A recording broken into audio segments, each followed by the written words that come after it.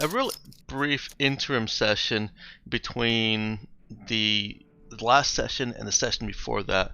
I caught up with Emma, just to try and. Well, I was ultimately trying to get a quick scene done so that I could run with Hugo and get him back to the crew without Emma being here. Um, but Ben, you ended up not being here last week also, so it was all kind of uh, pointless to have off stream. But That's fine. Cap went down to the planet, spoke with oh no, we did that. From the ship, Hugo piloted his ship to hover over the city Dark Valley, over Arabiolis or Ingibio, and she joined in on the negotiations between the Shinobu and the Ingibians. The Ingibians were very uncooperative. Cap fired up the weapon and hit an unmanned installation, and created quite a bit less of an explosion than would be expected for a charged type weapon, as the phased charge cannon seemed to punch through the installation and into the earth before releasing its explosive energies. So it was like taking a bomb and burying it 6 feet under, or, well, let's go meters. 6 meters under, or a dozen meters under, rather than just putting it on top of a building and setting it off. Probably has good implications for when you're firing at ships. It's not so great at leveling cities, though. But in fairness, her intention was not to level the city. Correct. It did the job. It showed force and that she was willing to use it as Portia Lynn, the captain of the Raza. And that's where we're going to pick up today. We have a real quick retro roll with Hugo getting to kind of put in his double duty and work as a comms officer to change the transponder code. I believe Cap wants it changed to be the Raza, correct? Yeah. So what role would you like? That is a int program roll.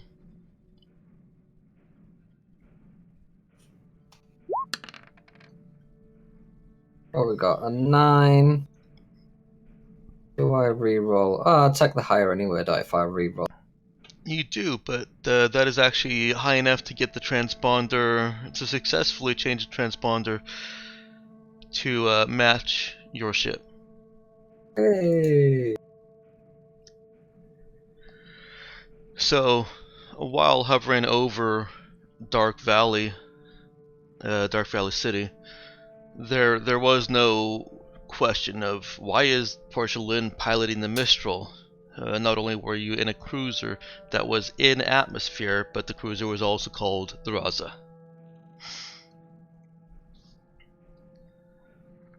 And I believe Cap, after that escapade, wanted to leave.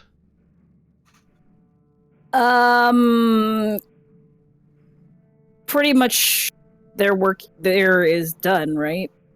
Like. Mm-hmm. It doesn't take long before Ben and Jiyu can report back that they have secured the offices and the locations that they need to hold each of these cities should the Ingibians go back on their word. Okay. And the paperwork has actually been signed, so it's technically legal for them.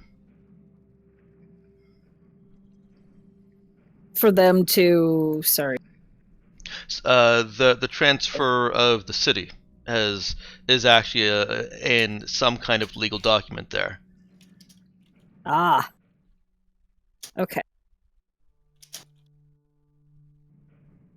Yeah, if they don't need her presence anymore, she'd back out of the area a bit and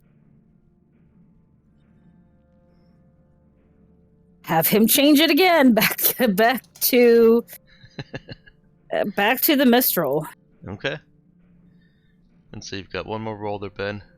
You can just change it back to the Mistral. What, it doesn't have an undo button? There is no undo button. Certainly does not. So then use my expert ability to reroll. That will not successfully match all the parameters of the ship. That does. Does an 8? Yes. An 8 does exactly. Okay. So, why did you want me to change it just to change it back? So, like, he would have been on the bridge for the whole exchange where she well, no. She Yeah. did move to the bridge for the actual act of firing. Yep. So Hugo was maybe he was in the dark perhaps when asked to switch it to the Raza, but upon piloting the Raza into atmosphere and seeing Cap fire on this installation, and she also checked that no casualties had been caused, he saw the end of those negotiations. Yep.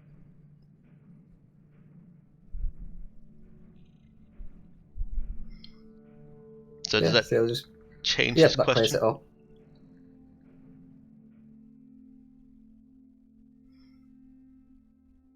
Yeah. So Hugo's just gonna go and chill for a bit after being put to work, figuring out what the fuck, changing all that stuff. Fumbled his way through it. The one thing he would also have been able to hear is, like, Cap was pretty disgusted with herself and everything that happened. So if that helps him at all,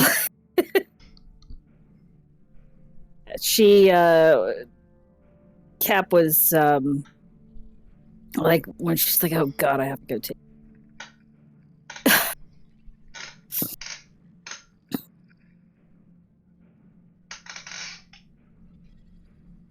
It was kind of one of those things, like,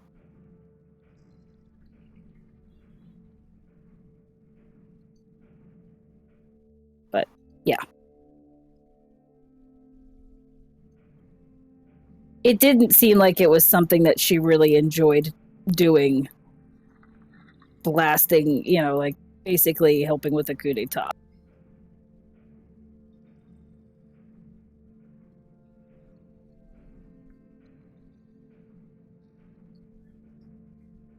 Okay. Well, you guys have a bit of time if you're planning to head back over to March.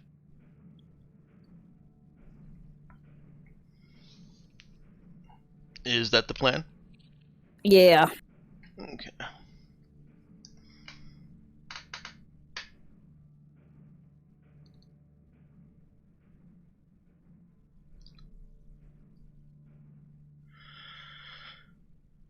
All right.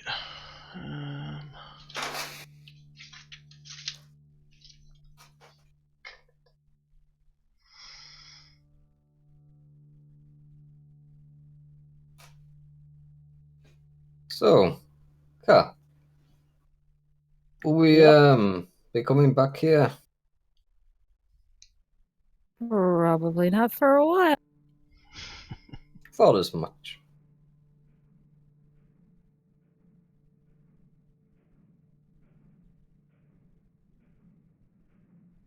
So I guess you can add this onto the list of things you haven't done then.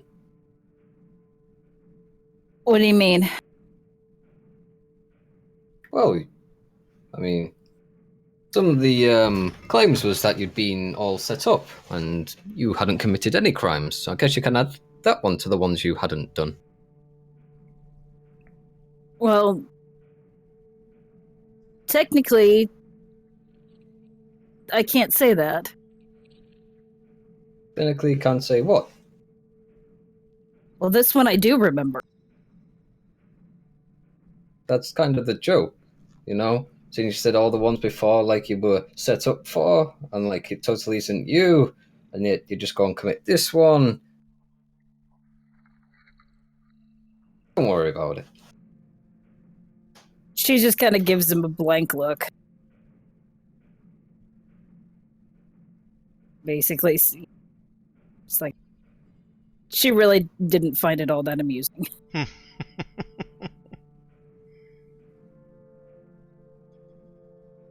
So is it worth it? Helping free people from being treated like garbage? And not killing anyone in the process? At least at this point.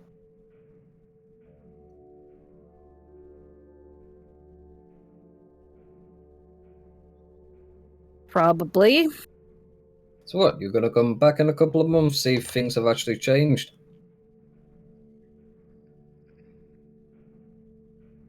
I may do that.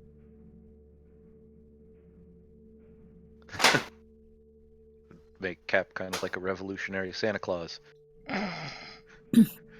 Be good, or I'll come back. Delivering, but instead Oh, of she did. She did basically say you will. Yeah. She treat people well, or I will come back. Hey, maybe next time we come back, we can give them more of a show. You know, maybe hit 2 buildings. You need to shut your mouth right now. Why? 'Cause you're being an insulting little prick.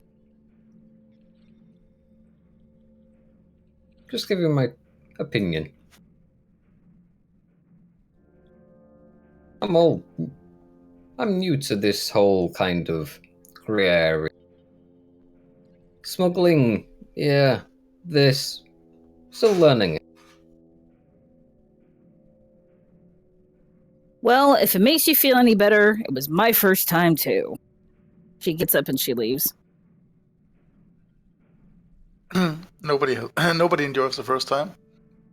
Oh. Oof. I have no comment. Alright, Hugo is left to his thoughts.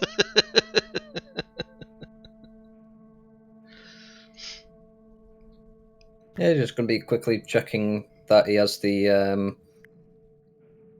charter prepared for heading back, and then he's gonna go back to his motorcycle and begin messing around with that again.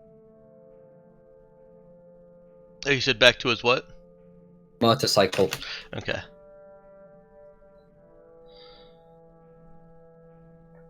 Alright.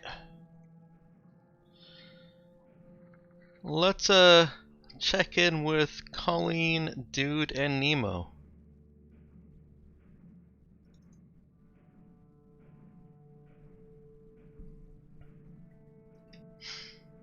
And here we are. Believe we left you guys. Hang on.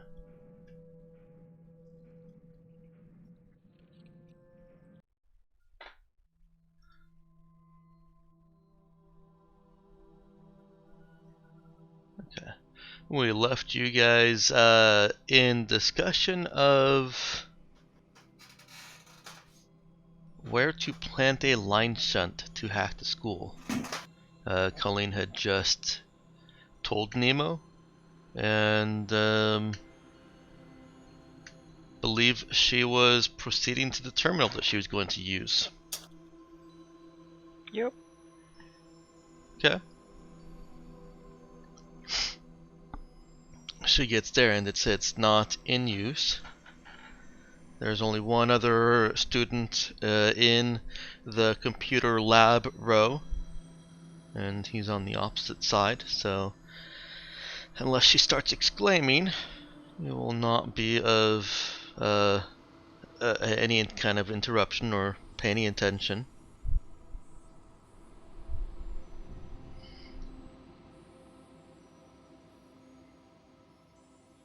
Excellent. Now, is she didn't have time to plan this, so is she proceeding carefully or is she rushing it? Well, I was gonna say she has been planning this for quite a while. That's why she scooped out the entire system, if you remember. Yes, but she did not prepare this hack.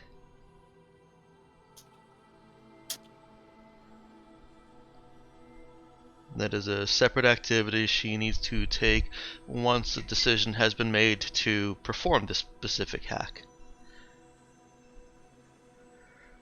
And there's been no preparation time between when you guys actually decided to go in and change schedules and now.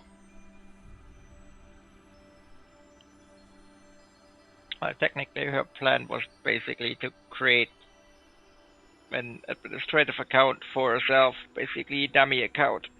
Okay. That allows her to do that instead of just changing the schedule. Okay. It's still a rushed hack, either 10 minutes on the That's fine. computer or rushed. No, she can take the 10 minutes. Okay. So then Nemo will need to place the line shunt before she begins and make certain that it is not disturbed for 10 minutes. Well, let's go over to Nemo then. Down in the common area, he can see the place on the wall where Colin is saying it needs to go. He can even make out where specifically. As I said, depending on which terminal she uses, it was going to be, 3 centimeters one way instead of the other way. So he's able to mentally mark out where exactly it needs to be, and we'll be able to place it once the time comes. There's the normal guy at the desk in the middle of this common room. Not quite the middle. This is more the entry common room. There are tables and benches for both fiddling around with things. It's not actually a workshop, but there's tables and benches for fiddling around on things and for sitting with friends and socializing. And then the front desk, which you guys get up to when you first enter the hostel, is offset closer to the wall that Nemo is going to need to place the line shunt. Fortunately, that wall is behind the back of the desk, and so it's again not entirely obvious.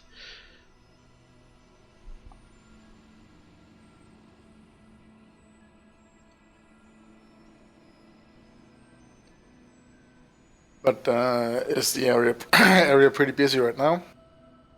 Sorry, that's actually what I was getting to, and then kind of lost myself.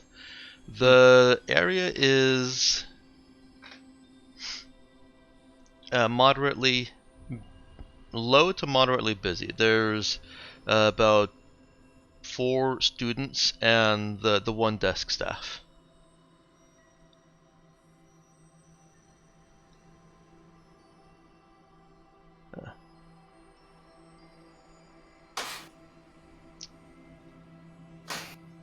And is the place where the shunt needs to go out of, in a position where it would be feasible to go to place it without obviously being somewhere that you're not supposed to be. More or less. You're still in. There we go. Oh, I like that much better with the blue. Let's go back to that. I can't. Never mind. God damn it! Now it's on the blue. Forgive me while I.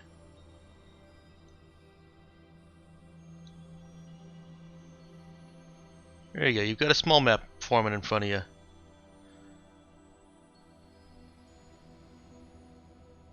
And where it needs to go is over there. Okay.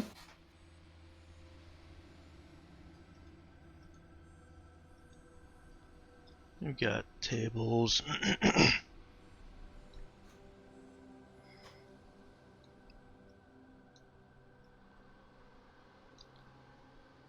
Some open area for various tools and things.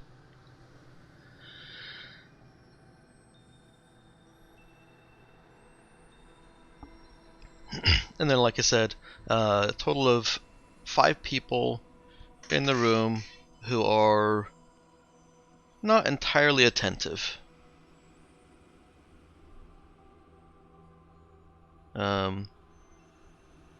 Colleen gives the notice that she's ready to begin.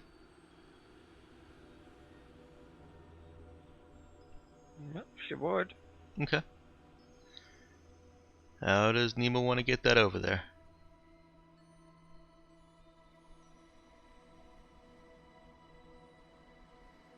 Well.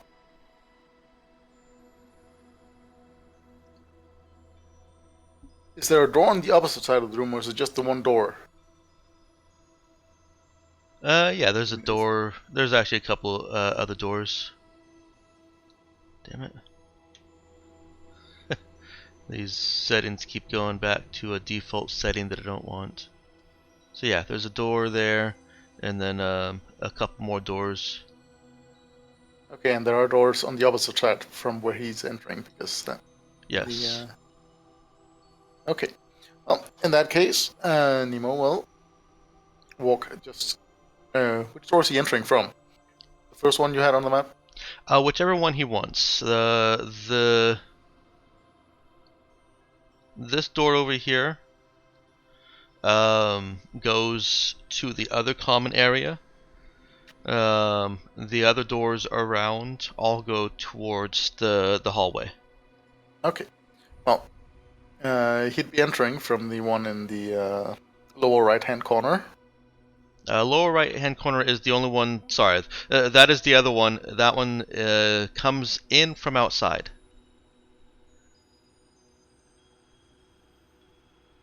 Okay.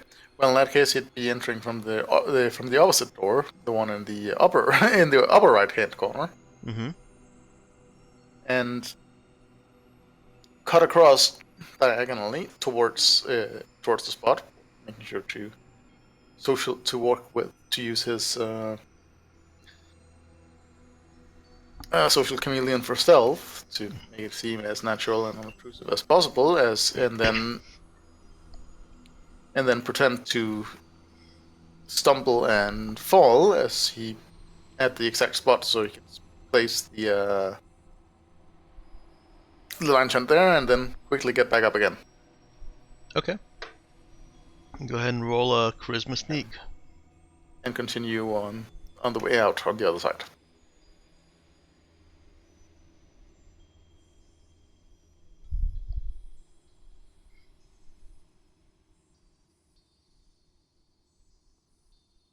Go ahead and roll a charisma sneak.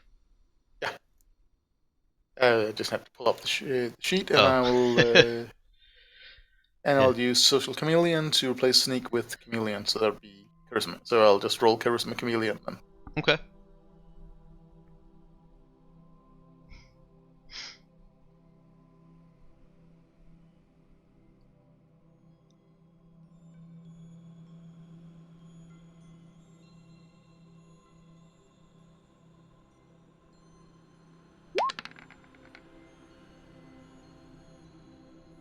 There's nothing suspicious or conspicuous about Nemo's movements. And Colleen detects that not detects, yeah, unless she had actually hacked in, she needs to be told that the shunt is in place. Okay. I assume Nemo tells her. As soon as the shunt in place, Nemo will obviously sub-vocalize to her. Okay. And Colleen is Shunt is in place and ready.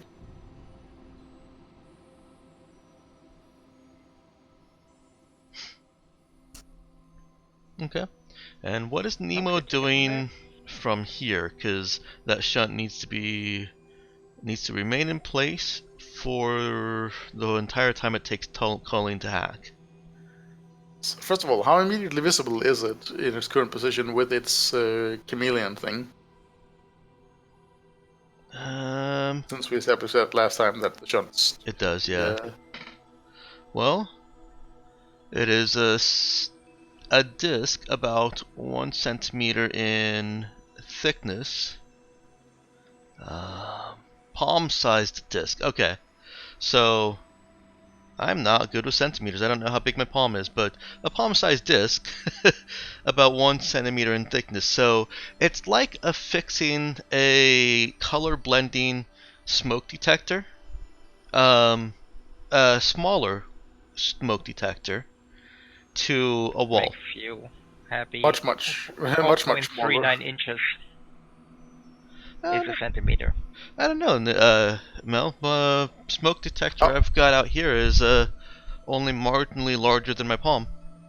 Yes, but it's presumably much thicker than a centimeter. Oh, it is, yeah, definitely. Otherwise, you have some scary high-tech smoke detectors. I'm not sure I'd call it much thicker. It's probably 2.5 centimeters. 2 to 2.5 centimeters. That's double. You're right. Yes. And although they are painted approximately the same color, these don't have any kind of special blending properties. The smoke detectors, not the shunts. Mm-hmm. Yes. So yeah, it's obvious, but not. But it's trying not to be obvious. It stands out more here in a March or a Lamiera building, because things are kept so clean. If you were on school grounds at some other place, there'd be stuff laying around. There'd be dirt. There may even be some permanent marker on the walls, depending on the school. But with how clean and tidy things are kept, at least where they can be, it does stick out a little bit more. It's something that would be noticed by somebody who is paying attention and who cares about how things are kept. Right. So there is a risk that it will be seen and noticed. Right. Are there any plants or other decorations that could be nearby that could be subtly shifted to cover for it? To cover it? Not nearby, no. There are some mechanical plants in the corner, top right corner, but Yes, but shifting them around would probably be noticed. probably.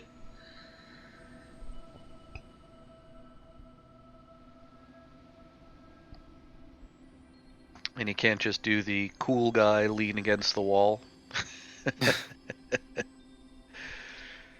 He could. He would certainly draw attention to himself, but he could at least block view of the shunt for 10 plus minutes.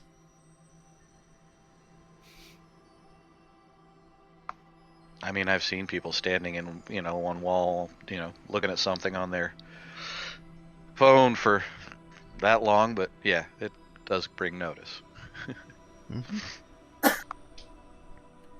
Actually, what Nemo's going to do is that he'll brush himself off, walk over to a table, and sit down and ostensibly busy himself playing with the data pad while keeping an eye on the shunt and keeping an eye on and observing everyone else in the room for any signs that they have either spotted it or are heading in that direction. Okay. Colleen, you're up. Sorry, not you, Hugo. Colleen. Shunt is in place. I'm remaining in the area to observe and make sure that it stays unnoticed. Yeah, I wasn't trying to say that it was your turn to do anything, Hugo, by calling out for Europe. It's Colleen is up. I don't think anyone could have misconstrued that. I'm confused. I'm like, what? I didn't hear I'm like, what is anything he from it. talking about? Oh. Might be hearing voices. Yes. Yeah. I might have gotten too much sleep. And also, I'm just as European, thank you. Oh, that's right, you are. Technically more so. What, you forgot? Oh, that's true. Actually, more European. Yeah, I forgot that Denmark is part of the world. I mean, like, I know that Denmark exists, but I forgot that it's part of any major areas. Just kind of thought it was. See, I keep thinking Denmark is where Iceland and Greenland are, off in the sea somewhere. Well, Greenland is Denmark, so in a sense, You're not that is exactly wrong.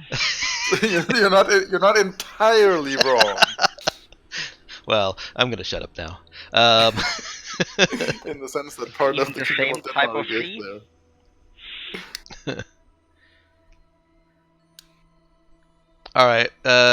We are at Colleen. She's sitting at her computer, and she's been told the shunt is in place. Well, and she would go ahead and hack that poor defenseless system. Okay. She already knows where to access, so I suppose as a good GM I should ask, what is Colleen doing? What is she trying to do with her hack? Basically create a dummy account so it can't be traced back to her, and then approve those projects and make sure it doesn't trigger any oversight.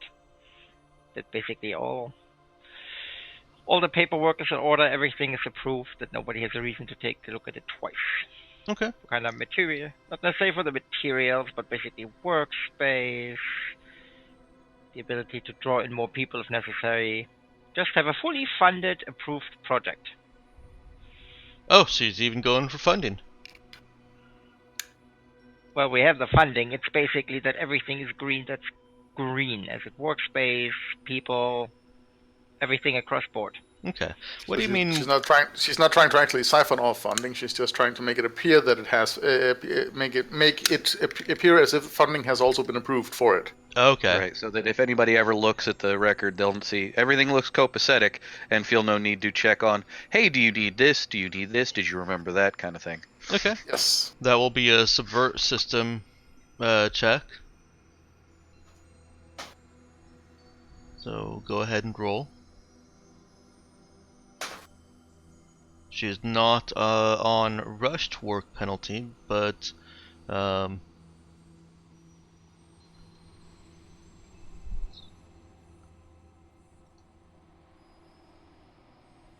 we go.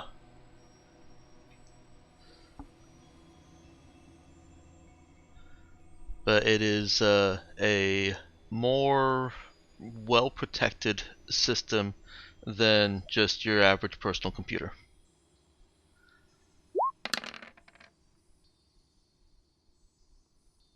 Huh. That's definitely not going to do it. Yeah, we're rolling that. Yeah. Ready? 3 2s. 3 2s. Well, I count 5 of them. It's the 3 2s, then you've got a +2, then you've got another +2 at the end. That is a lot of juice, yes. There you go. Okay. There we go. like to point out that would be a 14 if it wasn't for the headache.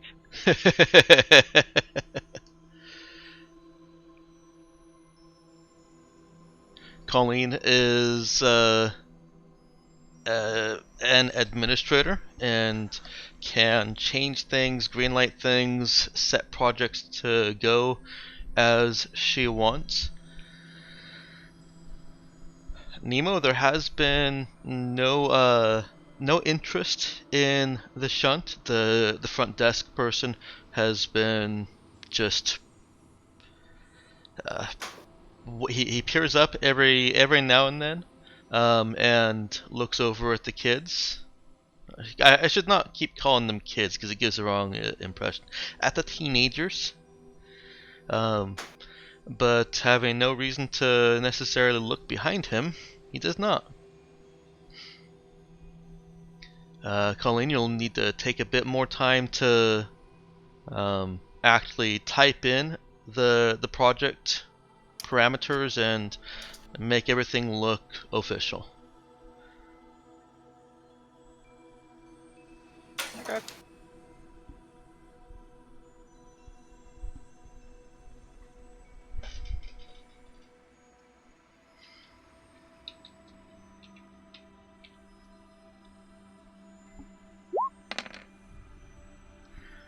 While she's doing that, Nemo's sitting down in the common room down there. Attracts some interest from one of the students, just a teenage boy that's sitting down and kind of curious what he's doing. There doesn't seem to be any ulterior motive. It's just teenage boy wondering what the heck a funny looking man like Nemo's doing.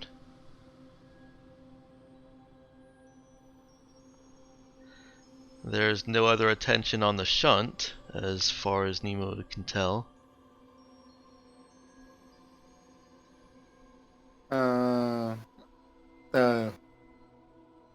appears to be studying languages. Okay. Does he engage with the boy at all? Yeah. Okay. That he's studying the local dialects of Sos out of it. Has some preliminary work for a future project regarding attempted interaction with the native life forms there. Okay. That actually evolves into a discussion of native life forms. He is, of course, only regurgitating what he's read from those various scholarly articles, but he's very interested, if Nemo gives you any indication, in actually comparing and contrasting that against what Nemo saw. Yes, absolutely. He will anything that draws attention to him and away from the wall is preferable. So yeah, he will absolutely relate both his experiences and some of his theories regarding the life forms. Okay. All right. While Colleen is working, Nemo attracts a couple of other students, as well as a staffer who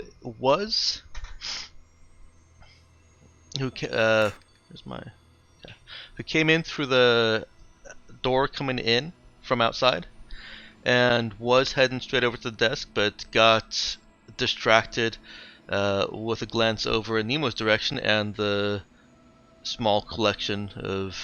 He's got three of the teenagers around him. Kind of. I said excellent. Yeah, this staffer slows, looks over as he is walking towards the desk, and is still looking in Nemo's direction as he reaches the staffer at the desk. They have a very small conversation. It looks basically like what's going on over there. And then the new staffer that had come in exits out the opposite door. Colleen finishes with entering her project parameters and green light and everything. Her process was speeded by the system being the organizational system. I mean, being well organized.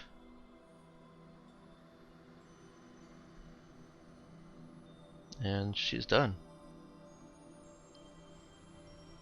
She can either What's nice, would they make it easy for you? yeah, she can either ask for the line shunt to be left in place, and keep her administrative privileges, her basically admin user, or if that line shunt goes away, so does her privilege.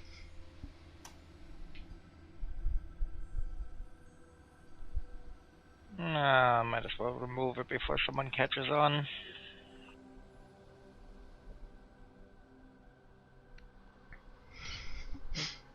Tell them to take it away. Okay. Well, Nemo received that message. Yes. Would it be possible to... I mean, I'm not sure how well it's attached to the wall. Would it be possible to, like, notch it off with a foot, for instance? It's adhesive. Yeah, it was designed to stay attached to. Let's just say that it's designed to stay attached to the outside of a vehicle as it's traversing rough terrain.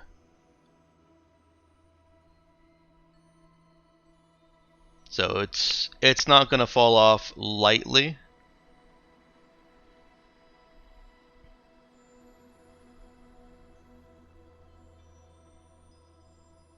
Alright, alternately, considering that Nemo's hand and feet are exceptionally lethal weapons, could he destroy it in such a way that wouldn't at all be identifiable as a line shunt with just a subtle kick as he walks past it?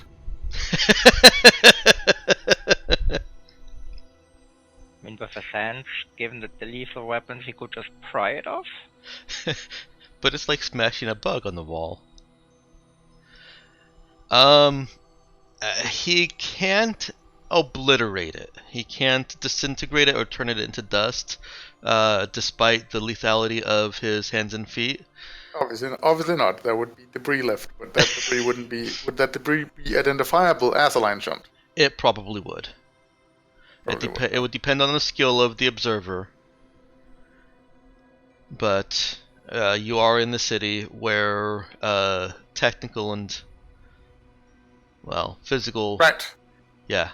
All right. Next line of questioning: is shoelaces still a thing? I can't really think why not. They certainly wouldn't be for any kind of actual.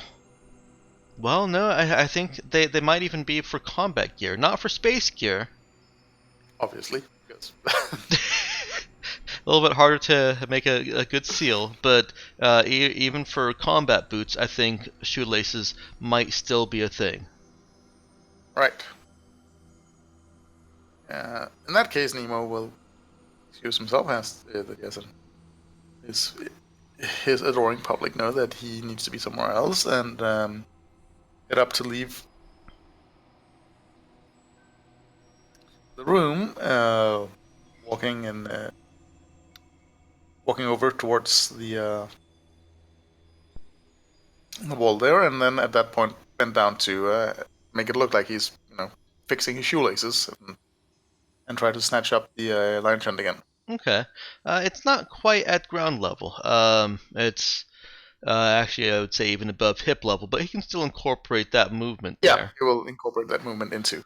Is he doing anything to divert attention away from himself at the beginning so that the people who were listening in don't continue tracking him?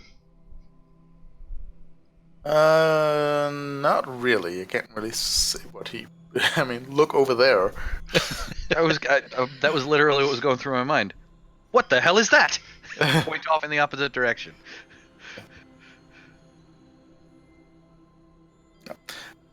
He'll try to walk casually. Okay.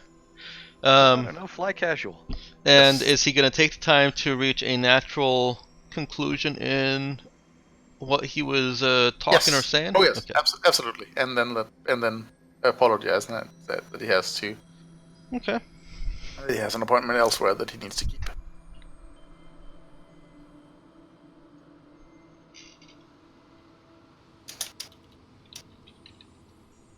All right. Let's see. Nope. All right.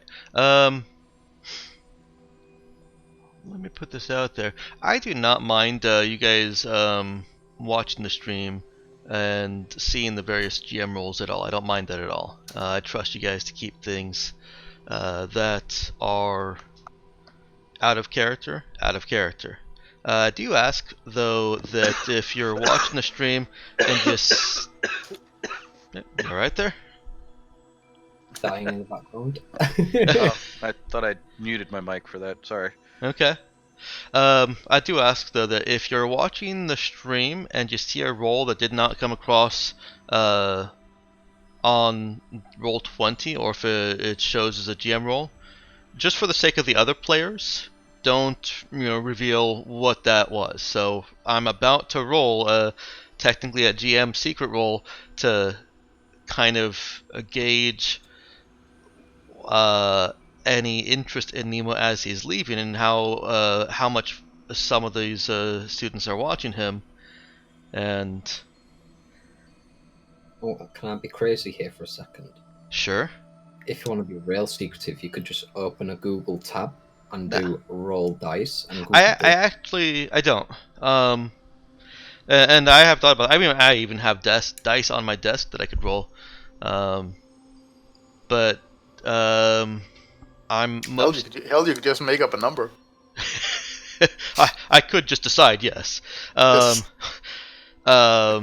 I'm not, because there's no viewers right now, but were there any viewers, I'm trying to keep myself in the practice of letting the viewers have a little bit more information. I was gonna say most RPG streams they don't show the DM roles, but if you're going for that specifically, then yeah. Yeah. So, all of that simply to say, if you do decide to watch, you may see things. Don't be surprised, and just don't ruin the surprise for the other players. You may see things man was not meant to know. Yeah, I don't know about that. No.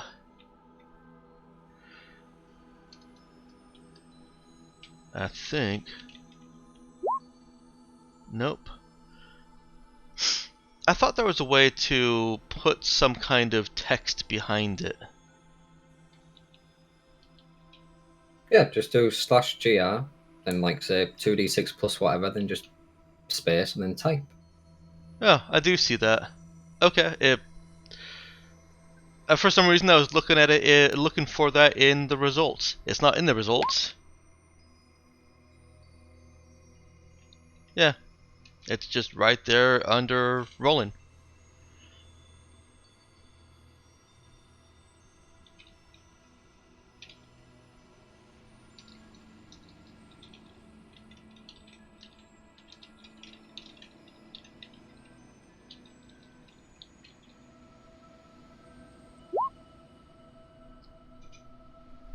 Okay. As Nemo is leaving, the group of students that he was talking to, one of them was apparently only there because Nemo was talking, but the others continue discussing the alien life form, or the native life form of Zos, and what kind of practical applications could be harnessed from that kind of environment and well, life form. Mm-hmm. How could we exploit these natives? Yes. And take their land. Yeah, they're Well, the land is on fire. So. take their hell. Yes.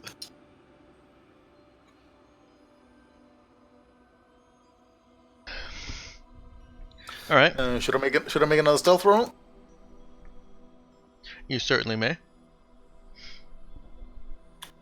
Stealth charisma again, Yes. or rather, Christmas charisma. sneak. So, yes. Yeah. Yes. So And it's still the same scene, so you're still using Still the same the scene, social yep. chameleon. yes.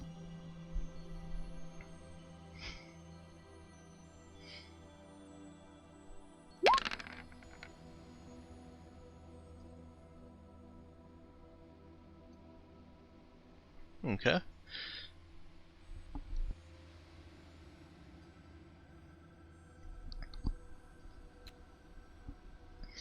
Nemo leaves And takes a shunt with him.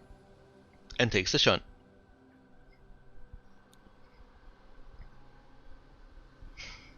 Shunt has been recovered.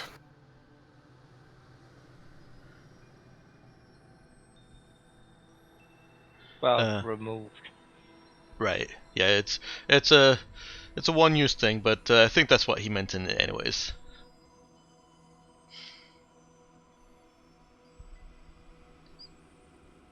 Now,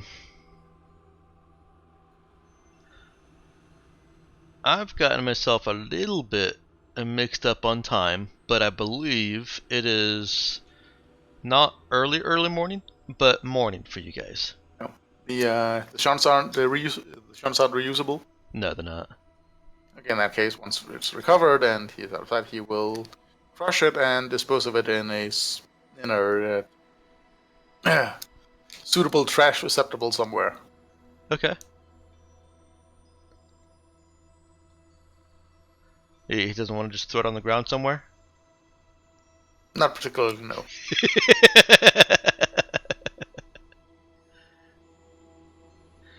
Could have crushed it and brought it back to Colleen for, like, decoration or something.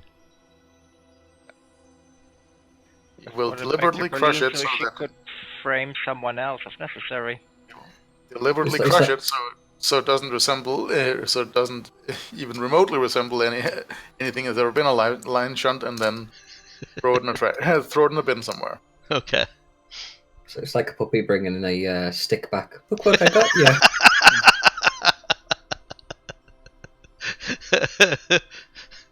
No, that's a hand grenade stick.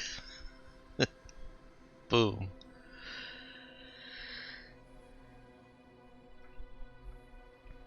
Well, you guys have the workshop for today and tomorrow, and then the race is the day after that. And now we work. Okay. Yeah, now we actually get to go doing something. Yes, you do. If only just building shit. So, one thing that I was kind of trying to hint at last session, and I think I was only trying to hint at it because I hadn't fully reminded myself of the rules. Jury-rigged anything can't be modded. Yes, you'll be able to build a perfectly fine and functional buggy, but you won't be able to make it the fastest buggy that Colin has ever built. You won't be able to make it anything more than just base this buggy goes about as fast as any other kit buggy would. So if you're willing to risk it on that and basically place your bets on Colin's piloting, that's certainly an option.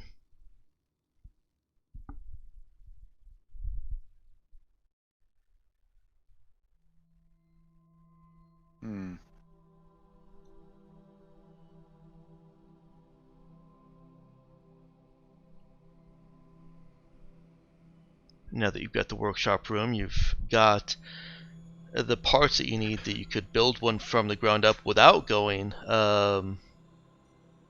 jury rig, Mm-hmm.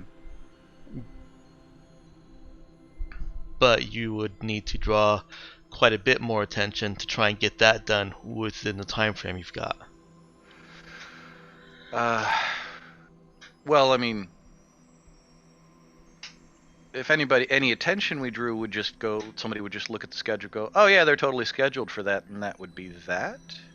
Should be. Right.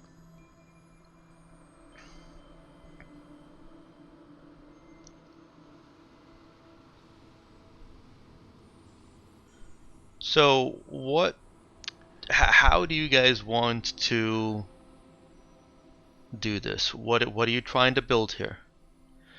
Well, do we have enough time for a scratch build? You have enough time for a jury rig build, yes. Well, no. Jury rig build Oh. is building on something. Scratch build is from ground up. In this case, I'm considering jury rig build to be from the ground up. Okay. You're just doing it in less time. Right. It's not gonna. It won't be really awesome. It'll last. In just fact, enough, I maybe. think the game, the book actually defines jury rig as from the ground up, anyways. Jury rigging isn't in this system. You can construct something through jury rigging. Yeah. So remember that weirded me out a little bit. I'm like, the jury rig is making something do something it wasn't supposed to, not just building it. But yeah, whatever. Yeah, you can consider it as you're using parts that weren't meant to be used in a certain way. Yeah. Okay. Like- So, what do we if we?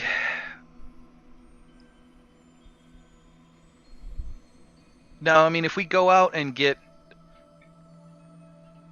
I mean, would it save us any time to go out and get something to base the frame on? Because, I mean, we can pull out everything that makes it go and make that be awesome.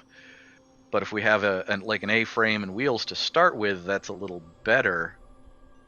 It wouldn't save you a substantial amount of time. Okay. Using more than just a frame of whatever you get, of course, would. But then you'd be Mhm. using something store-bought and building on that. Right. And you run the risk of somebody identifying that. What are you creating? Get a drone? Yeah. A Basically, just buggy. a big RC car. Yeah.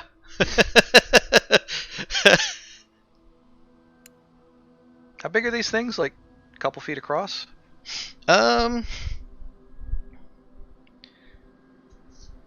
I guess I had thought of them as Because they ain't people-sized. they're not people-sized, no. Yeah. Let's say That's it. you could seat a chihuahua in it. for size reference. Uh-huh. So let's see the head chihuahua in it. Yeah, seriously. That dog's going for the best ride of its life. No, you don't want the extra weight. Think of the style points. Seriously.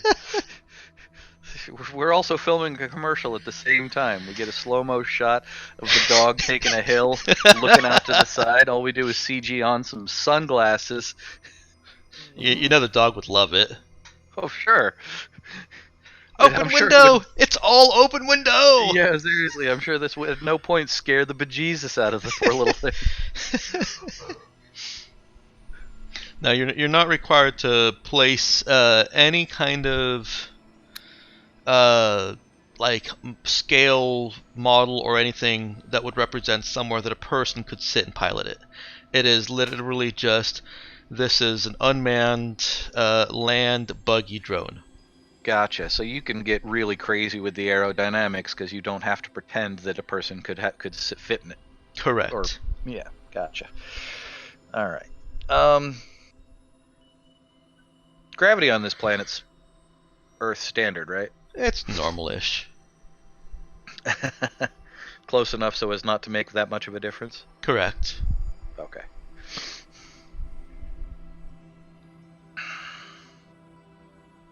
Are these road races or off-road?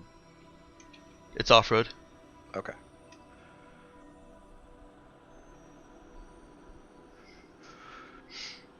Well,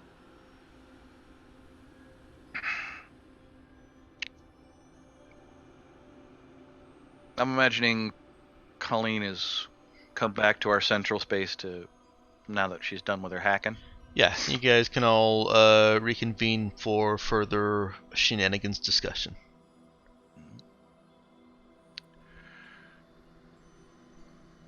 Well, kid, how confident are you in the job you did on the fake authorization? Seriously? Did you even have to ask? Well, I'm hoping for some kind of, deep personal insight, but obviously that's barking up the wrong tree. What I'm saying is that if we go for the best build possible and do this the right way, we got to rely on the fact that people are going to be checking our authorization on a semi-regular basis.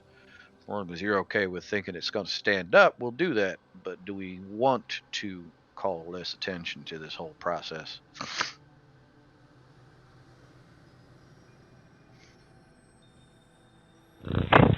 Better than someone could have done officially? Don't see how anyone could have done it better.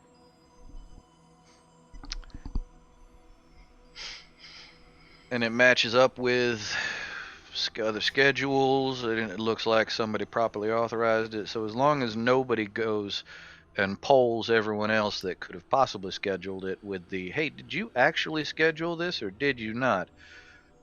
We're okay. I made sure it can't be traced back to me.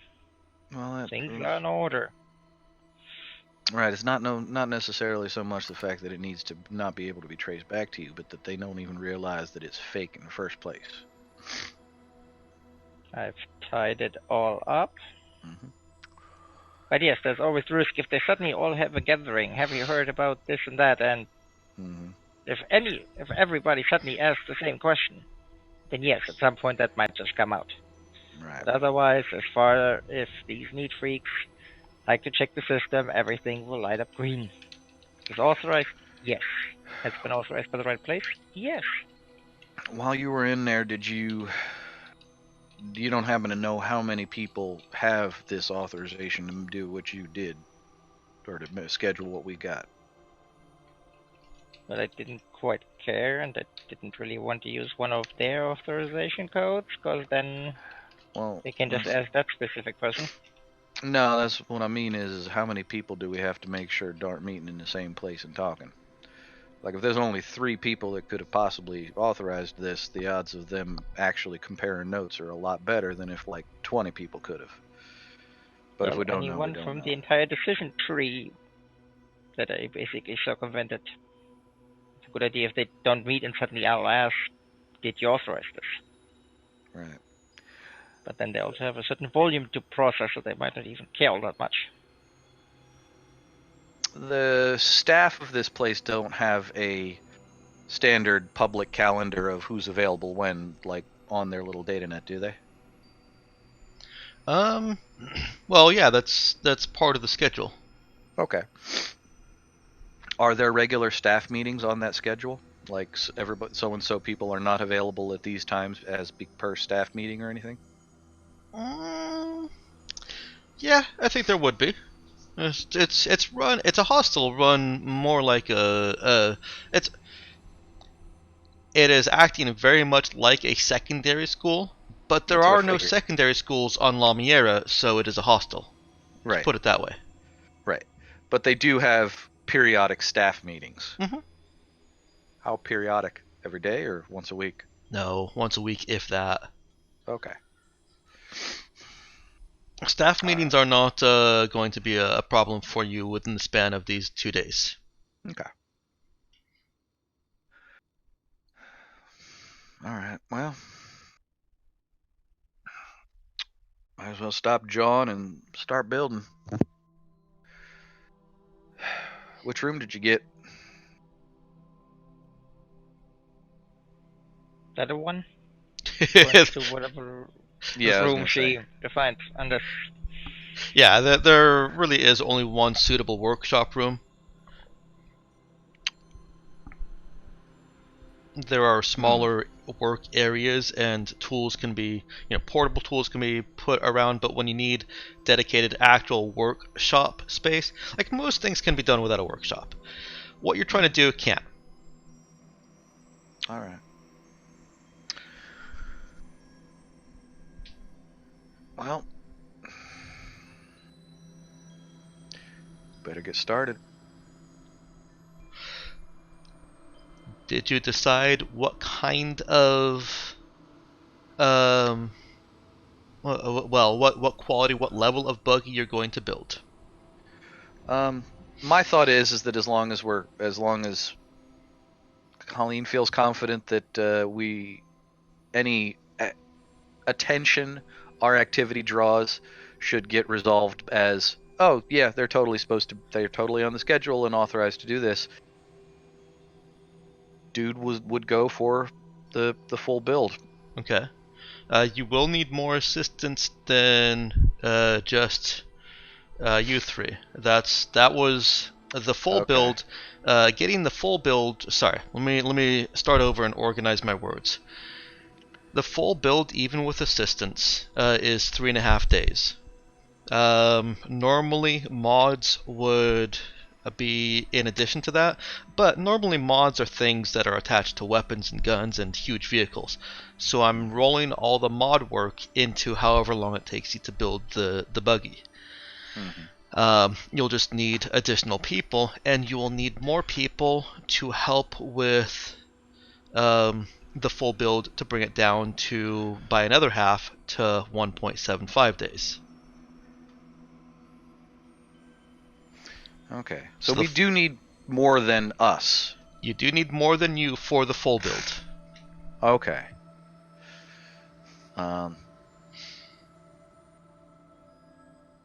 But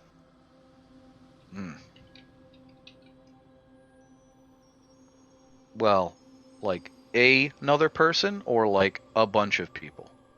For just a base buggy that is not jury rigged, to get it done in the 1.75 days with no mods, you'll need 2 more people.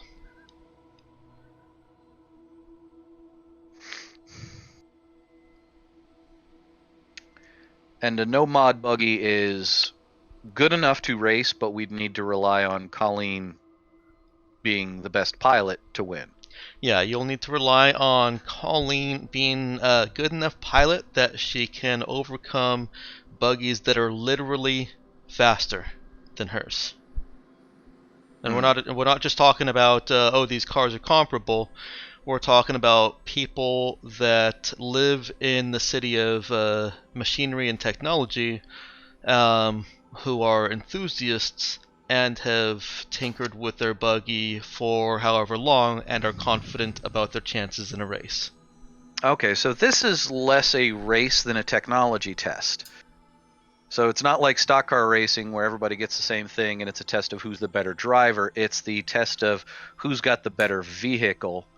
Yes. And there are no upper limits on how good your vehicle can be. Well, the only upper limits are physics. Well, right. I mean, there's no... If somebody's willing to throw enough money at it, they can have the best thing. Yeah, there are some other upper limits, like no explosives. So no jet engines.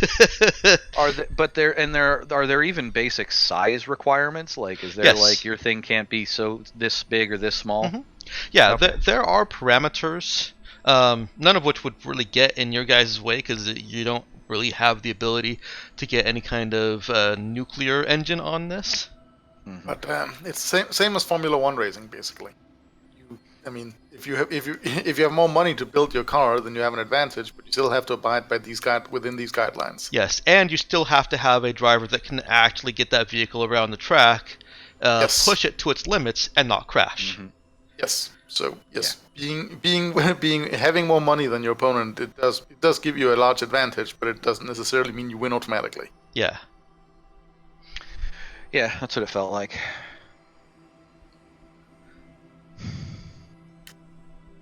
We have more money than our opponents. You do, and if you had, here's the thing: if you guys had unlimited time to build this, if you wanted to say this race is too close, let's wait for the next one and find another one, then you would be able to just build an amazing buggy that rivals the best that's been tinkered with for however many years here. You get 2 days. Mm-hmm. That's your constraint. Is the use existing and add-on issue, is that really just a social stigma? No, that is actually part of the parameters. Okay, so they don't want kit bashes. They explicitly they don't allow them. specifically disallow kit bashes. Okay. In addition, there is a huge social stigma for trying to bring one. Right. But no, when when you get the parameters, Nemo gets a hold of the parameters, and you guys are looking at what you can build. That is part of the requirements and rules. Okay.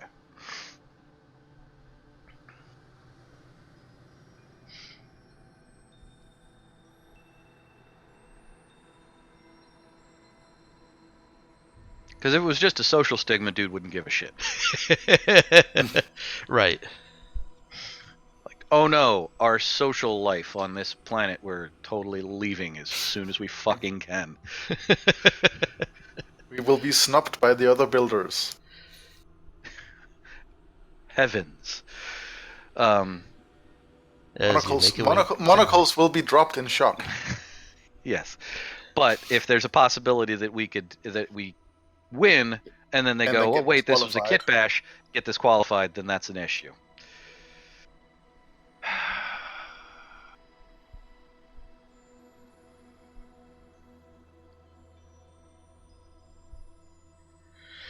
Well, let's get the help we need. The problem, well, yeah, we do not have enough time to build one that's speed competitive, even with help. With more help, you do. You will have to put in some long hours over these 2 days.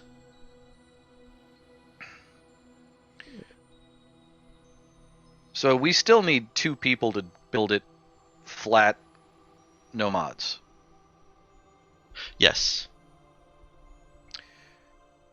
But I thought last session that we were talking about this, that adding more people didn't really exponentially drop the amount of time we needed down that much.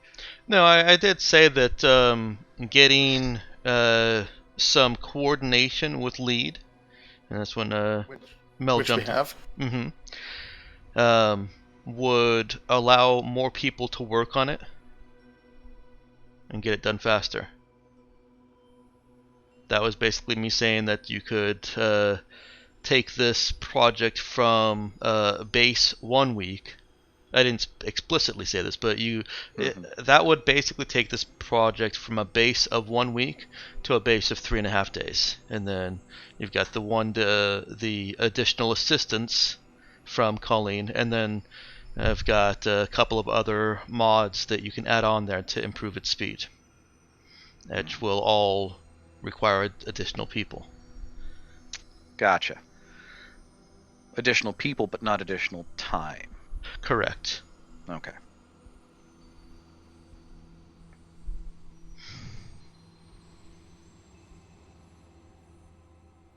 I believe what we're talking about here falls under the discussion of rulings, not rules. There are no rules for building a buggy like this, or for changing the build time from 1 week to anything else, but for what you guys are doing, the resources you have at your disposal, if you choose to use those resources, I'm letting you.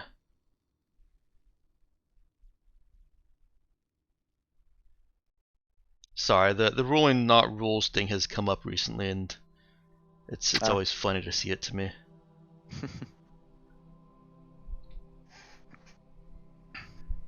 Wasn't that the core of the RP debate in 4th edition? There's no rules for it. Well, then make rulings. Yeah.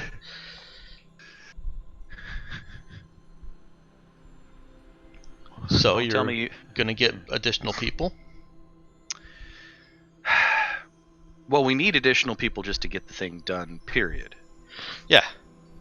And mind, if you don't want to mod it at all, then a base buggy is no faster than a jury-rigged buggy. Yeah. It's Well, just so that. how many people would we need if we wanted to mod it? So you'll need you two as builders, and two more is what I'm setting in there as bringing the build time down to the 3.5 days, and then have that again to 1.75. Every additional mod that you put on there after that is going to require somebody with the appropriate skills. And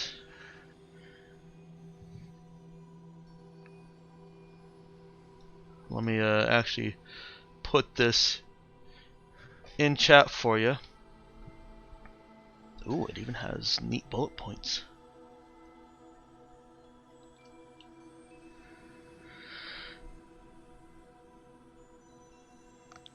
Okay. Those are the mods that you could use to improve Buggy. All of those except for the materials basically require somebody else working on it. And those aren't minuses, those are hyphens, right? Those are hyphens. Okay. Obviously, the -2s are going to be more difficult to find, but you are in a technology city and school.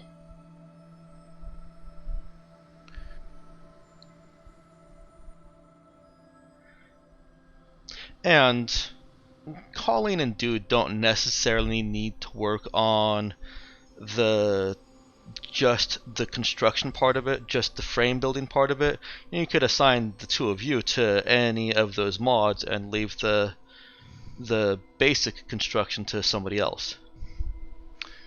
Does the basic just- function have any fix skill requirements? Yeah, just regular fix. Just for the record, the admin requirement Nemo can in no way at all help with. Fix 1 for the primary buggy builder, fix 0 for the assistant.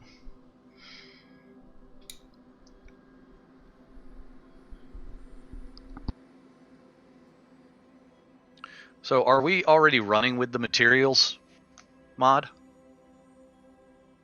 Because we've obtained a full workshop. Yeah. But we don't have the admin requirement. For the +2, no.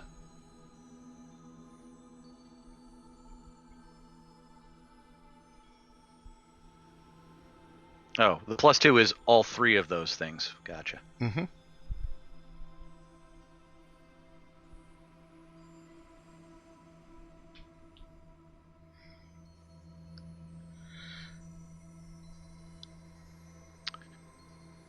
I'm going to let you guys look at that and think about the buggy for a minute. I'm going to go back to... is M here? Maybe I'm not. Muted, but Oh, Yes. okay. I'm going to go back... Sorry, I forgot to say I was back. That's okay. I'm going to go back and give Cap and Hugo some screen time while you guys consider your options there.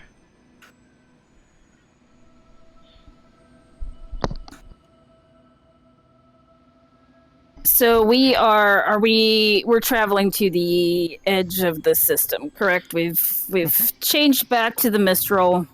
Mm-hmm. We're heading back to the edge of the system. Cap will go back to the bridge. All right. I believe Hugo is still there.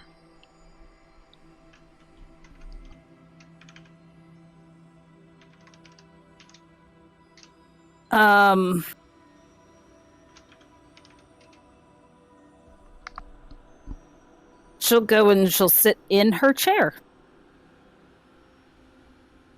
Okay. Kitty, what are you doing? Oh, apparently Cap has a new pet name for Hugo. No, sorry. You know, the cats are a distraction, especially when you're trying to fold laundry and roll.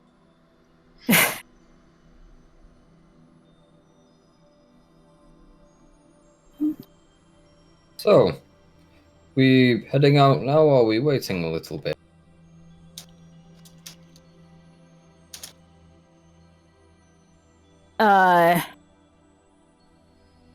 No, we're gonna head.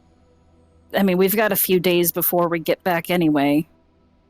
So I think it's best for us just to start to head back to Mark.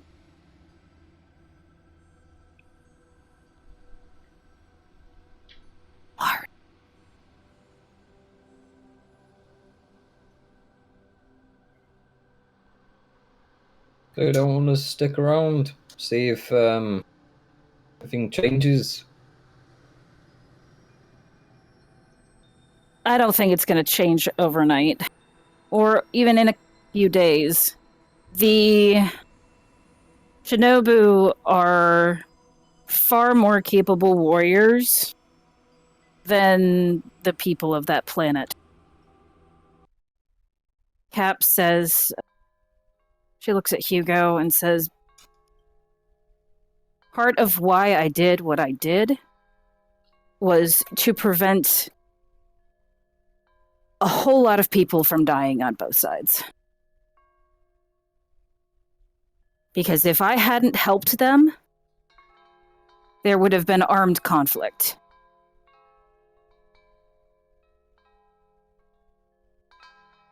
Rather than a building getting destroyed.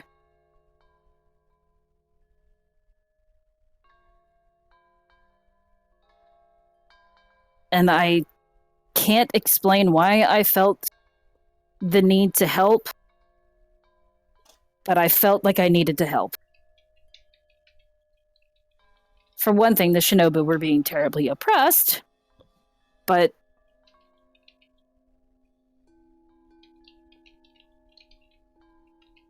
I felt like it was something I had to do. I was really, really hoping that just my presence and the threat of firing on the planet would have been enough to get them to at least negotiate in good faith. But the only thing that came out of their mouths were the lies of politicians.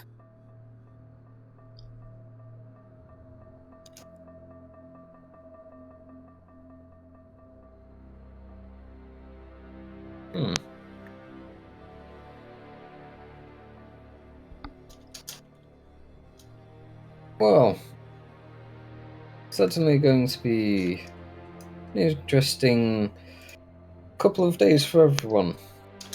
I mean, them lot all got left on the planet to deal with the mandate, and we were here making a bit of trouble.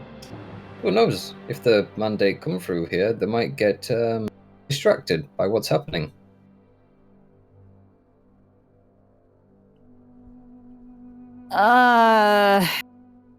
And possible. This planet is not really under mandate jurisdiction.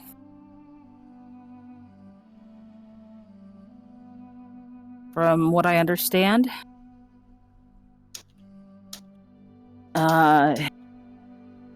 So we could, possibly call this place home in the future?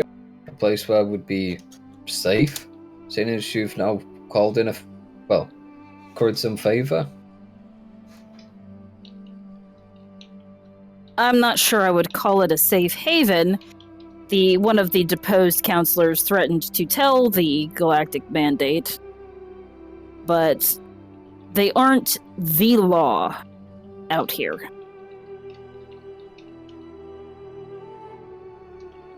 But at least we have one place at this time that is not openly hostile to. Oh, I'll put a little star on to it next to the charter.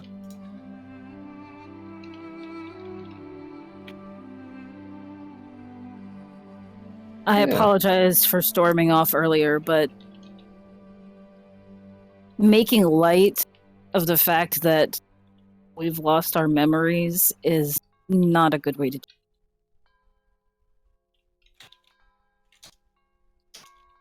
I mean, I was merely taking the piss out of how you'd committed a crime. But yeah, I mean, I won't ever understand what you've gone through. But, yeah. I suppose some people just need time. Yes, some of us do. So, you want to put any bets down with what's happened to them three? Sorry, what did you say? Do you want to put any bets down in regards to what happened to them three that we left there? Are Oh, we going Lord. to find them arrested?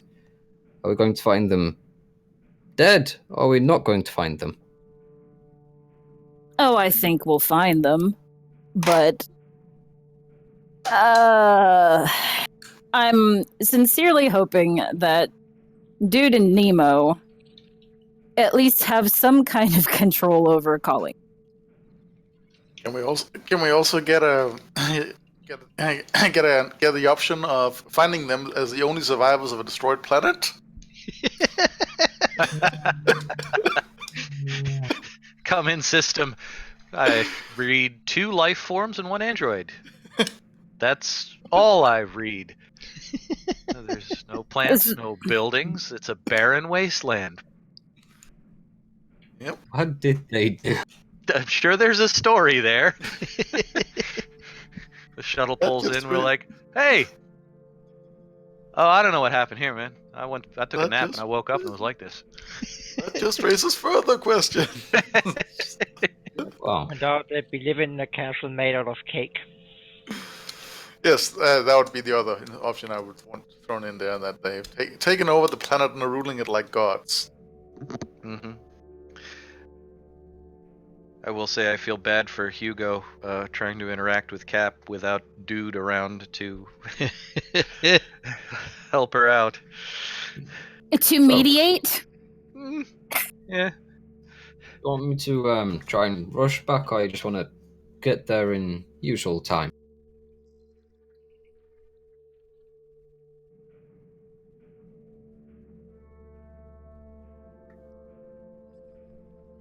I can try and get us back there quicker. I want to give time for the mandate to get the fuck out of that system. Part of my language. Who knows if they're still hanging around? I mean, they don't know that we left people on the planet. So you just want to wait here till they show up, or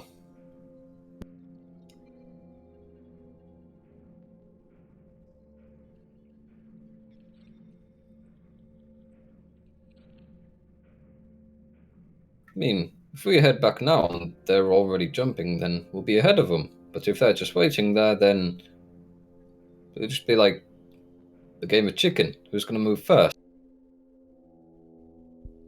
Because if we think they're coming through and they think we're going to come through again, then we're just kind of stuck.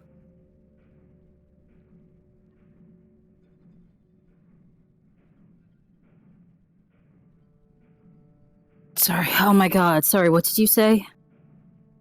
So, do you want me to just wait on the edge of the system here and see if they emerge? Or do you just want to head back now? Because if we just stay here waiting for them, they might be doing the same. Just be a game of chicken, seeing who'll move first, but we don't know when the other person's moving. Well, we can jump back to the edge of the march system and kind of... I don't think there's really any place for us to hide there, so to speak. I mean, But if we're on the edge of the system, we can jump back in. I mean, really, they have no way of I mean, what name did we knowing. have when we left? What was the name of the ship when we left? The Mistral. And what's it now? The Mistral. So if we jump back in, after we've evaded them, a couple of alarm bells go off thinking, ooh, it's come back again after running away from us. I mean, we could try to change the name to something else, but then we'll have to go through a whole rigmarole You want me trying to give it a explain go, why so it's you're the not in a same. rush? No, so my thought is that if we come back as the Mistral, Galactic Mandate really has no authority here either. No, but they have guns. Well, technically, so do we. I mean, we've And at only least got I one have a working better. gun. I presume they'll have more guns and more staff. Not to insult your leadership, but I mean, I'd take them in the fight.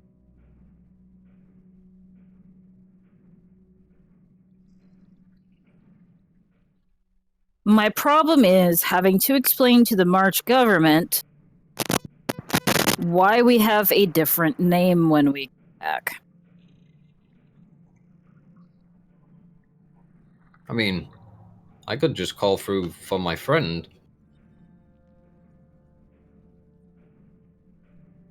See if he'll just land us as usual.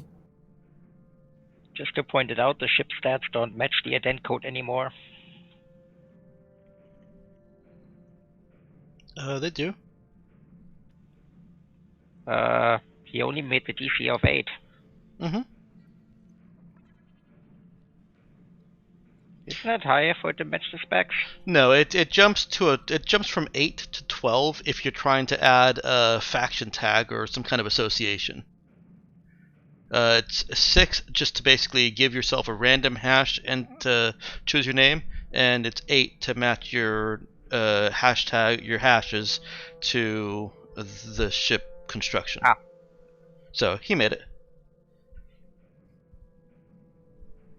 Yeah, I mean, I can try and change it again when we get to the edge of the system. Or we could just head back with the same name and pray that we don't get caught.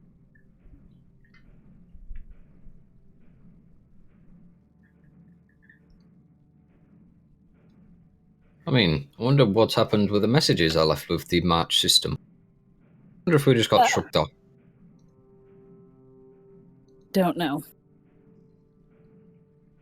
I mean, Yeah. they could assume a great number of things. Maybe we had cargo we didn't want the galactic mandates I mean, getting their hands on. AFK just a minute. I've got some genetic material. I don't know if that's allowed or not. That was mainly meant for Hystro, though. So yeah, we've got a couple of options. Option 1, go to the edge of the system and jump. Option 2, go to the edge of the system, wait a bit while I try and figure out how to change our name again, and then jump. Or option 3, we just wait. That's what I see personally. How many days has it been, Mike? It has been 3 days. You guys are currently on the 18th, and if you continue on, you'll reach the 19th when you hit the edge of Arabiolas. Currently, March is on the 17th. So, to answer your question, 3. Sorry. So are they still running concurrent with us? Have they? No, they're a little bit ahead right now. Gotcha.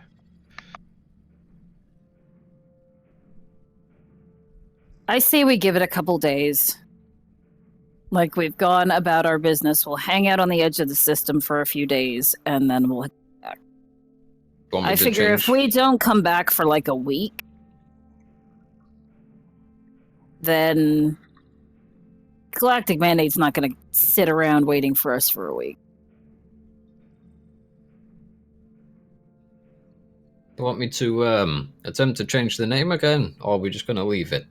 We're just going to leave it. Okay.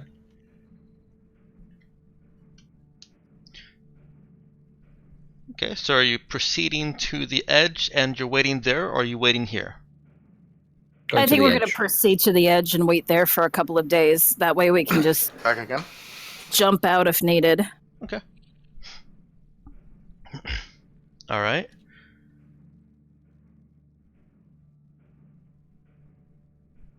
And I'll leave you two there. I'll come back to you later to see if there's any RP with Captain Hugo or NPCs.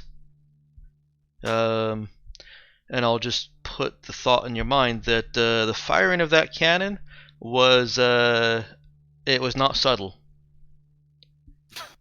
Firing cannons rarely is.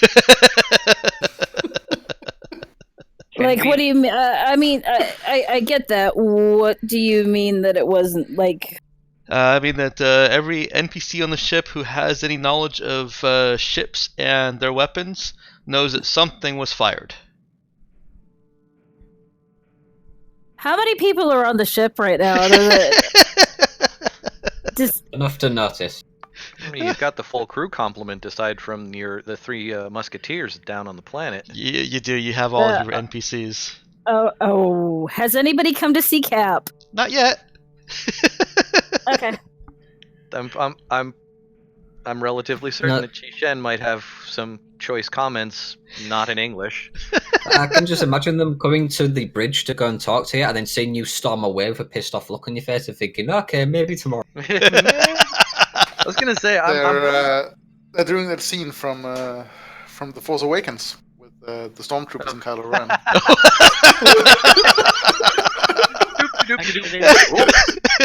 We rename Cap to Boss.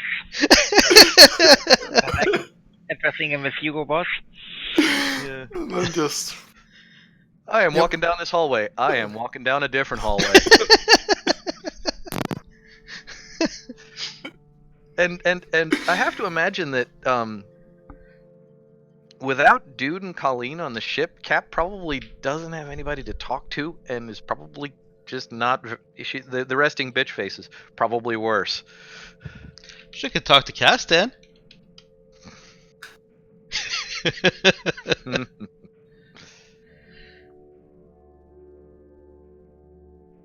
You'd be happy to talk to a mercenary, a pirate. Arr.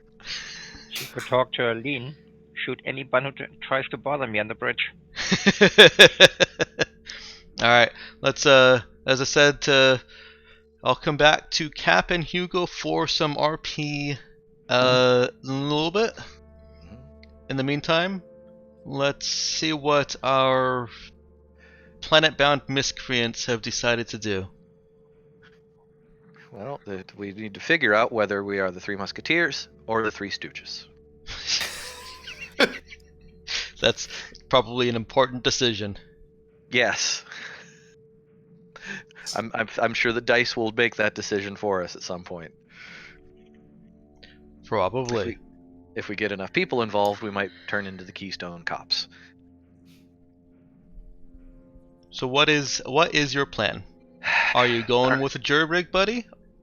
Are you going to try and get some help to make a full-on modded buggy? Were you getting help? Yeah, we're gonna have to go for help. Okay.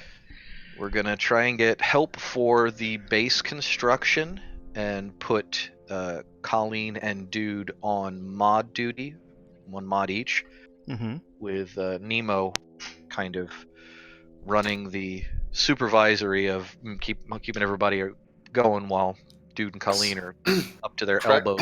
cracking the whip. Okay. But what we need people.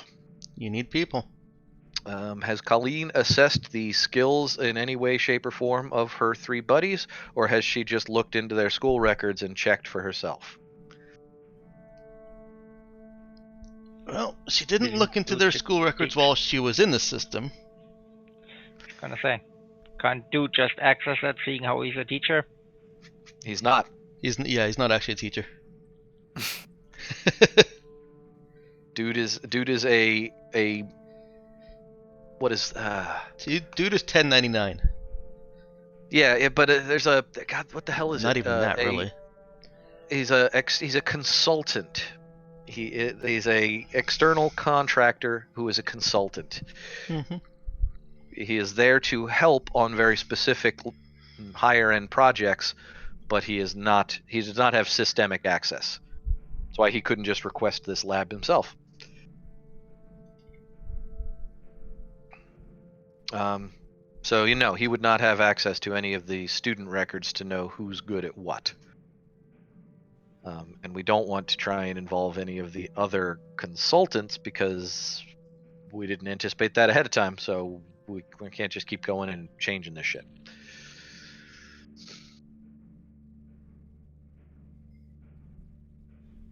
Well, in that case, Colleen would talk to her I was gonna say. roommates. I think the way Dude would have, asked, well, did you make some friends? Do you have any friends that can help? I was hoping you'd make friends. I mean, not for this, but just for regular reasons. I've got people. All right, well, if they're here, they got to know what they're doing, at least to a certain extent. I'd like to point out, if they're here, they definitely don't know what they're doing. This isn't a reform school or something like that.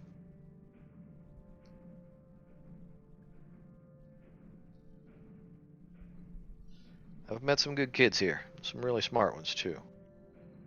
So. Yeah, but it's not the type of school you end up if you do things right. Says the girl who was forcibly enrolled. So I'm the best person to judge that? Yeah. Just go have a talk with them. I think you'll find they might have more under their skin than you think.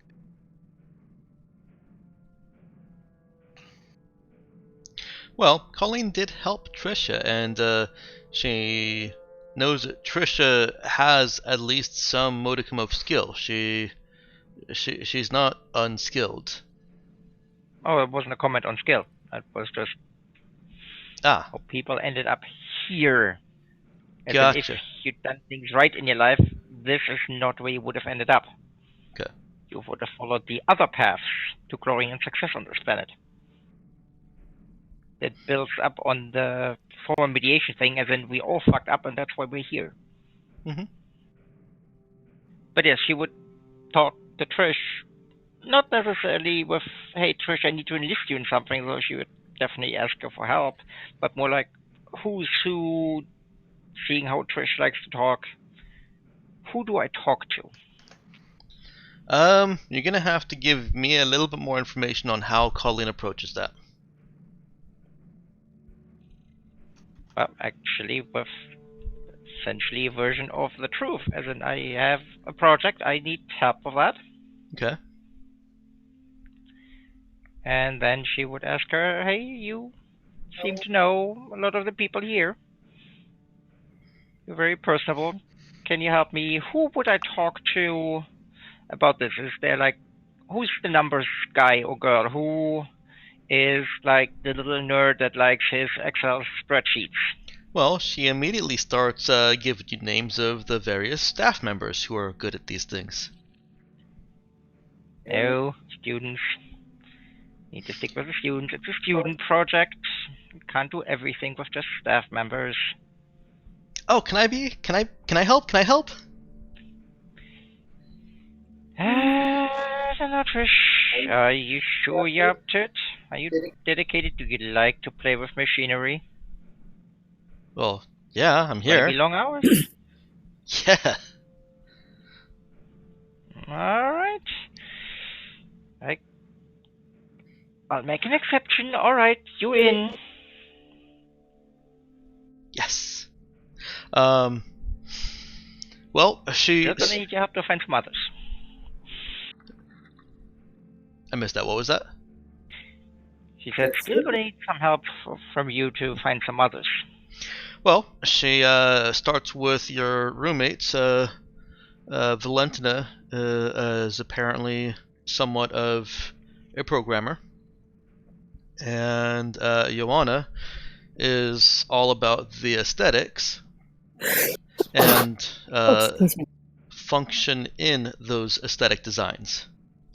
So she thinks that I'm assuming Colleen tells her a little bit more about the project so that she can accurately identify. Yes. Okay. Yeah, she says that Joanna would probably be good for getting the aerodynamics down. And she can list off a couple other students who can help with things, but she's less confident about them because, well, she's been rooming with these two. She knows the instructors fairly well.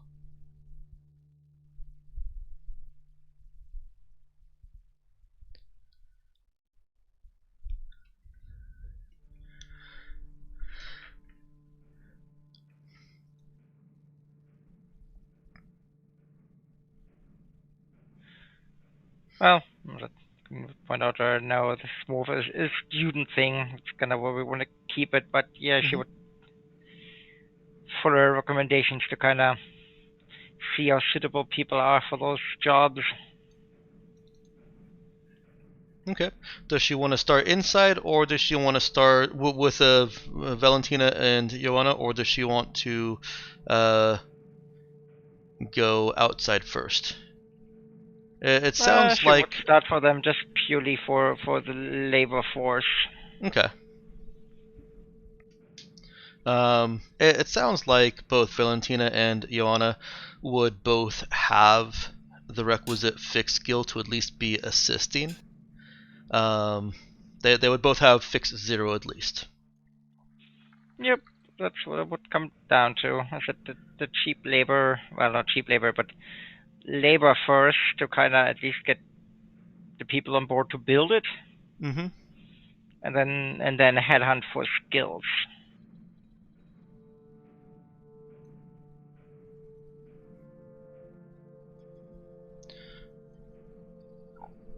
That's kind of why she asked them about kind of, I said, the spreadsheet guy or gal to kind of get things, let's say, like the admin 0, for example, that we don't have. It's less about someone with programming skill, because Colleen feels confident that she can handle that. Okay. Who was she going to talk to first? Who was the aesthetics girl? That was Joanna. Yep, she would talk to her first. Okay.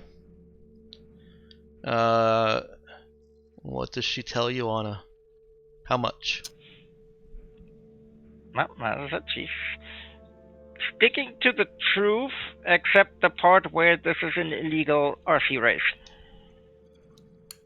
Okay. We have a project, it's got approved, we need help with that. Great experience, great thing, gonna see amazing handiwork. Okay. She seems interested, though it's hard to tell when she kind of turns her nose up a little bit. But she goes over to her little storage bin. Well, more not bin, but storage. Cupboard space dresser type thing. And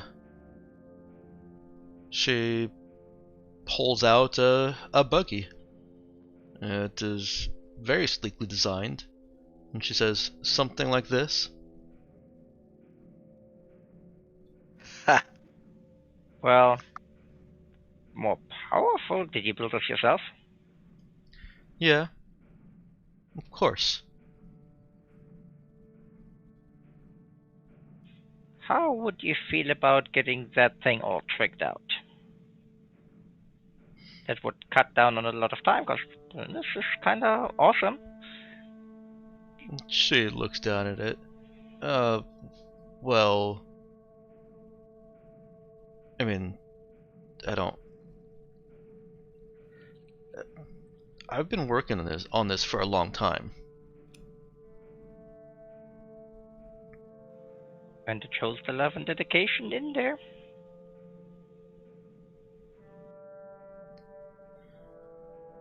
What do you mean, tricked out? Imagine if that thing would go much, much faster. It's More already efficient. fast. What if I told you, and bear with me here, it could be faster, more powerful, more energy efficient. She raises an eyebrow.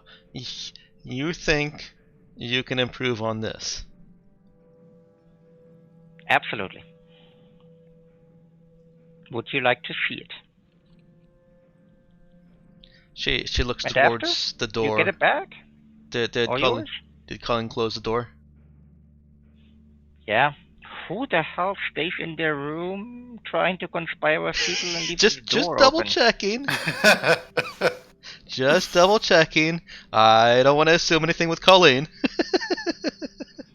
I think it's fair to assume with Colleen that she never leaves doors open behind her.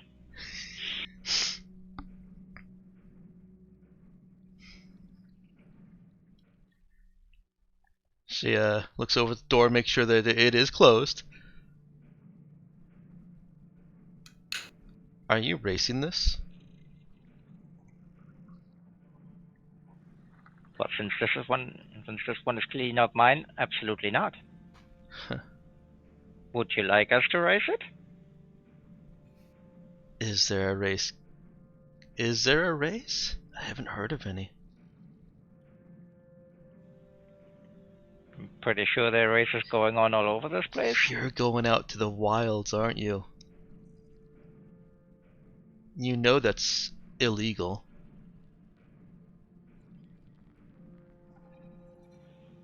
Yeah, you heard about the drone incident. Drone incident? Never mind. Colleen has a gun.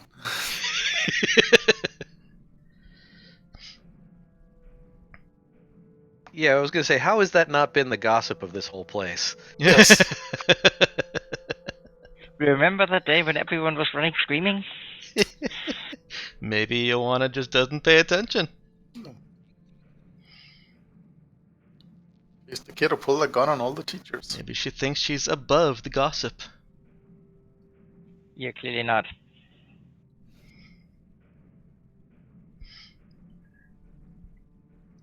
I mean, just because you didn't listen to all of it doesn't. Well, just because you're not participating in it doesn't mean you didn't hear. She doesn't seem to know what Colleen's talking about. Look. Let's just say I have plans. I would appreciate your help. This would be an awesome help. When's the race? And after? I don't know. Yes, you do. In fact, no, that's part Crosses of the her details arms. I don't care about. Look, I don't believe you. but I don't care about the details. I just need it somewhere in the next couple of days. I don't have that much time. That's why I'm talking to you. That's why that thing would help me a lot. When? I'd have to find out if in the next 2 days. Fine. You find out, tell me when the race is, and I'll tell you if you can use my buggy.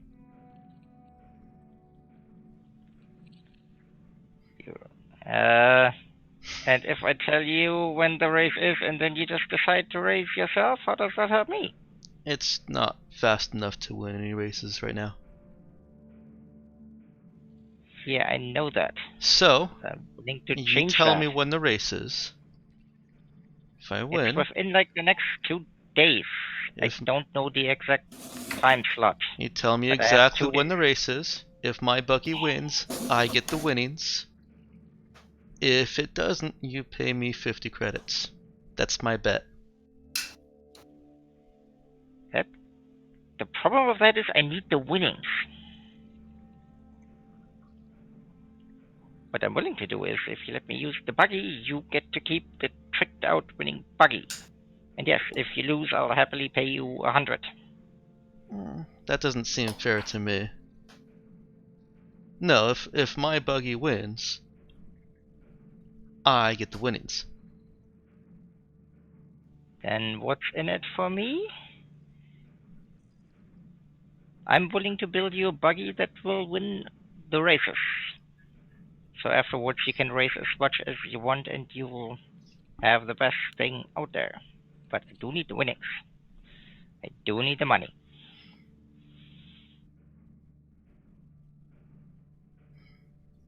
Hmm. You find out exactly when the race is, and I'll think about it.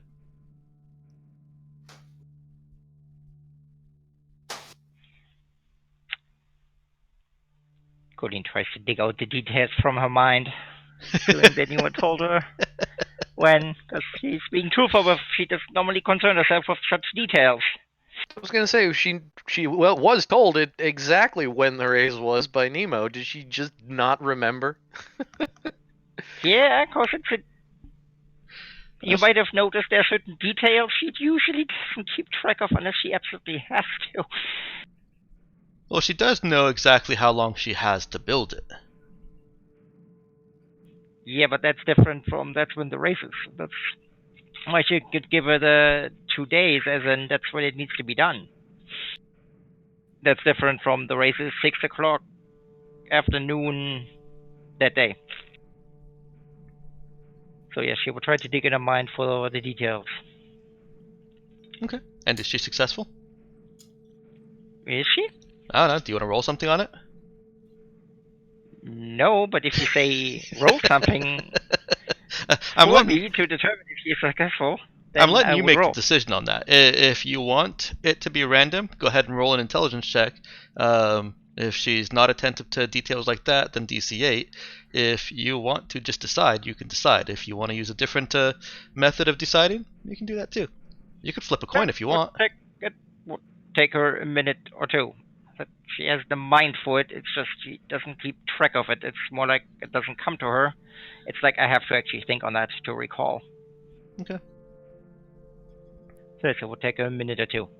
It's kind of Okay. like, hold on, give me a moment. It's wait, just on a tip, and then finally it comes to her. Okay. It would be March 19th, by the way. Sorry, not March 19th. Is it March? It is March. Yeah, I guess it's March 19th. See how it works with those details, huh? So Well, March no, on- I just No, got but you have confused to because think the about planet it. name is March, and I thought, Mhm. yeah. Yeah, it's always March. It's always March and March. Or not planet name, the system name.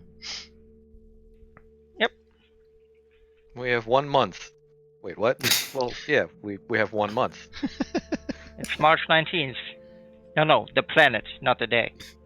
It's March 19th.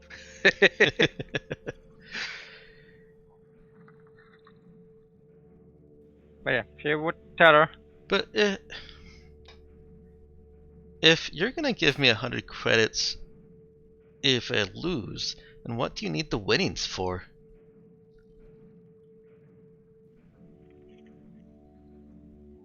Other things I'd like, lots of equipment, and at some No, point I'll leave this plant on my ship. you're clearly new here. These races don't usually get the winner all that much. You make 3.75% of whatever anyone has bet on you. Mm-hmm. Is this a big race? Are you expecting a lot of rich people betting? Man kan ju suffer, but I don't know the details. I am the girl that's attempting to build a racing machine that will leave everything else in the dust. I'll split the winnings with you half and half. As I said, that's the one thing I'm happy to give you the winning machine after, but I need the money. That's the one thing I can't do. No deal. Alright. Thought you were just gonna try and get her to help us build it. Yeah, but at this point she might try to sabotage it. I guess you would ask. Would you at least be willing So to help presumably us? now the next link in our increasingly overly complicated plan is to steal her drone. Not really. She agrees that she's willing to help, yeah. And she puts I- her buggy away and locks it up.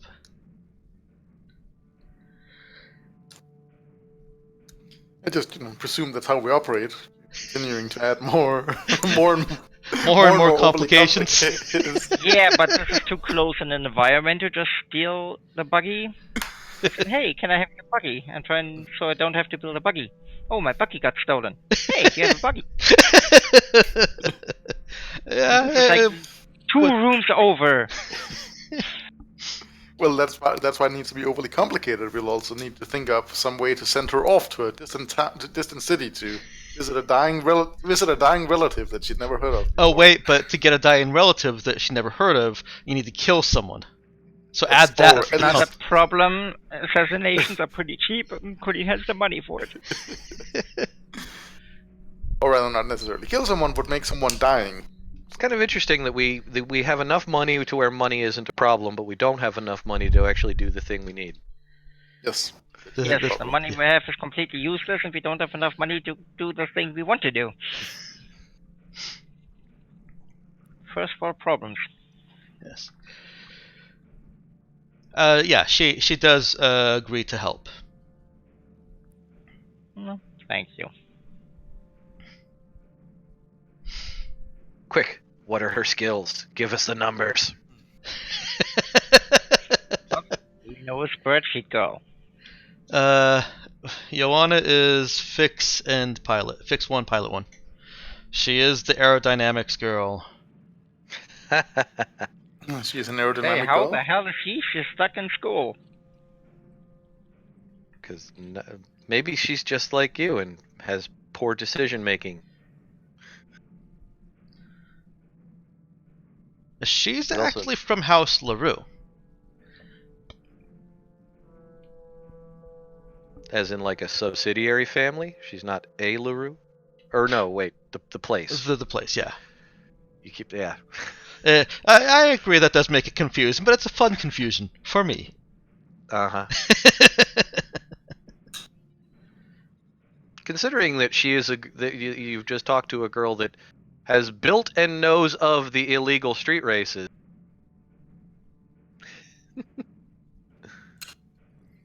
Probably one of the reasons she's here.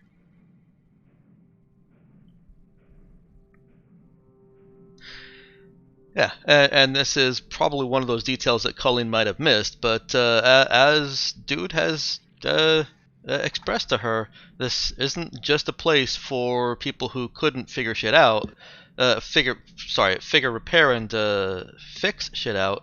This is a place for people who couldn't figure out other parts of their life or just got some suck thrown at them.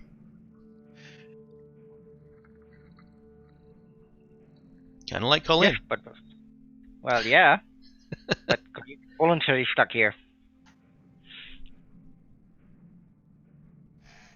That's why she's wondering about that. Because with that skill set, you could be elsewhere. And this also plays into Colleen not fully understanding the system, educational system, because she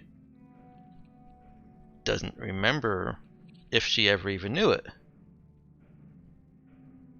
But well, I'll leave it at that.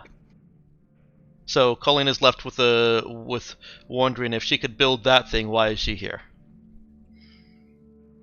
As for spreadsheets, Trisha gave up the name Angel as a guy for Admin 0. Also Tatiana. Depending on which Colleen runs into or finds or wants to go find. Tatiana might be easier to corner. It depends.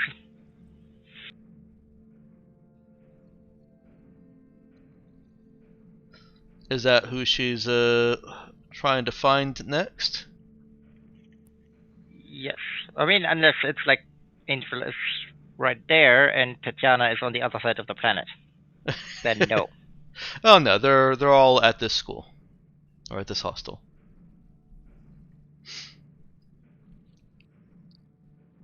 So Yeah, she would try to talk to her first.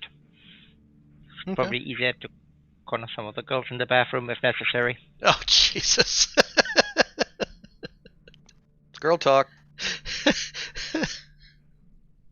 Okay. Well, is that where she tries? No, but it is somewhere in her mind. Okay. She's in a bathroom state of mind. Well, she's thinking conspiracy, but yeah, sure. Well, Joanna says that she saw them both getting food in the common eating area. What do you got the swapping spreadsheets. But yeah.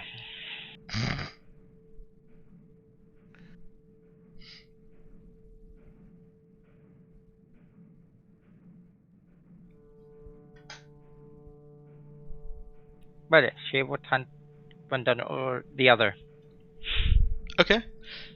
They both happen to be sitting at the same table with Valentina they are. and some other girl.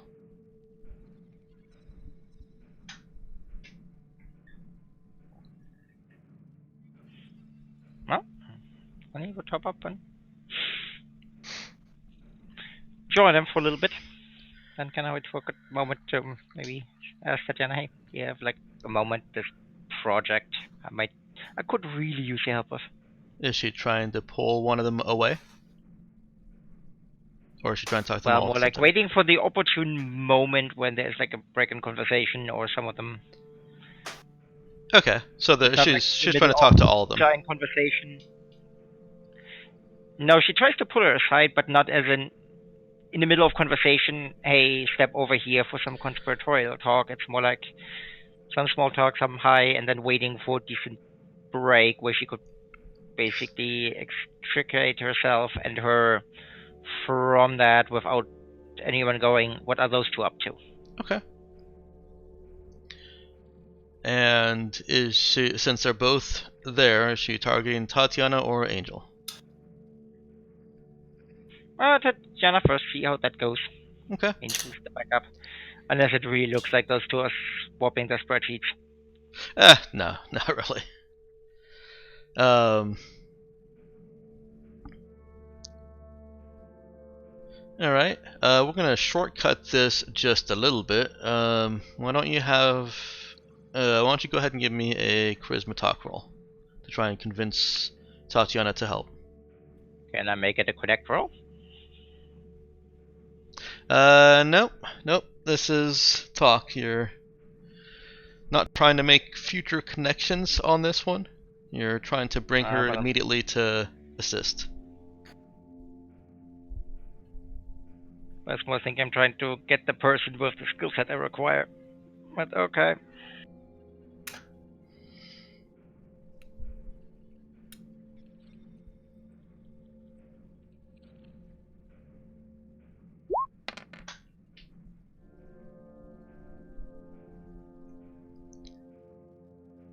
And you've already used your expert reroll.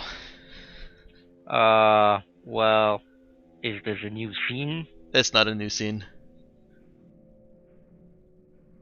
You'll get a new scene when you actually start working on the buggy. Okay. So she's not interested. She says that she can't because her and Valentina have a workshop today anyways.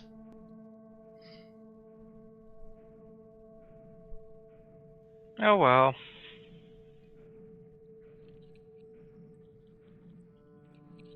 Well, I guess we try Angel next. Okay. Someone who can do it. All right. You can go ahead and Try your roll again.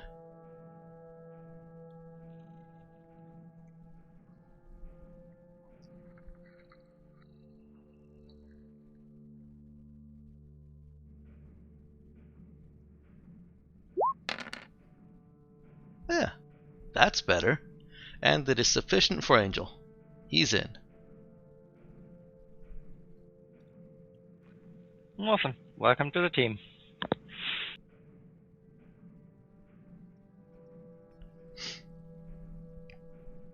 Okay, and he does have the admin 0.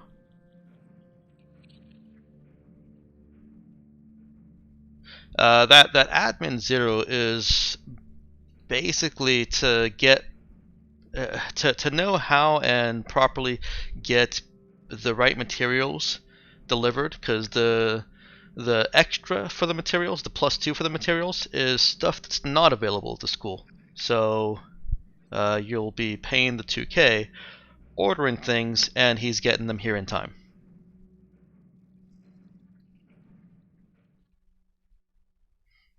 Sorry, do we have the school assist already in? Yes.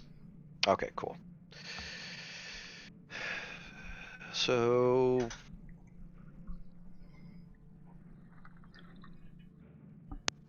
Wow, that just leaves us with construction left. And we still need... How many people on basic just building the thing? Total of 4 people on just basic building the thing. One of those has to have fix 1, the others can have fix 0. Gotcha. Oof. Maybe we don't want to put everybody on mods. We do need somebody to build the fucking thing. Well, there are all these great modifications we made for it. But, Have you finished building it? Building what? Oops. I knew we forgot something. Knew I should have taken that Well, left turn at Albuquerque. One would hope that Dude 2 has been recruiting people. While Colleen is out here recruiting students, what is Dude doing? Well, that's a good question, because I'd been running on the assumption that that's what Colleen was recruiting for. Well, let me let you think about that for a second then, now that you've got a reframe of the scene. And I actually should have started with what is Nemo doing, because he, depending on what he does, could end up coming back and helping. So, Nemo. Yes, Nemo is basically preparing for actually executing the whole leadership thing in practice, replaying memories of Cap in action and emulating her style and approach, and factoring that in with the fact that he'll presumably be working mostly with maladjusted teenagers. He's talking into a mirror, isn't he? He's standing in front of a mirror and practices. Well, No, he doesn't have to do that. He's an android. He doesn't have to Very do that. Very He's doing it mentally. well, has he walked back into the hostel? Yes. Okay. So Nemo is practicing. He's basically preparing as if for a hack. All right, Yes. Matt, you've had a little bit of time to think. All right. Well, we're still at this point. This is pre-day 1, right? Yes. You've got time. You've got a couple hours before you're really crunching it, because the time is literally 1.75 days. Yeah.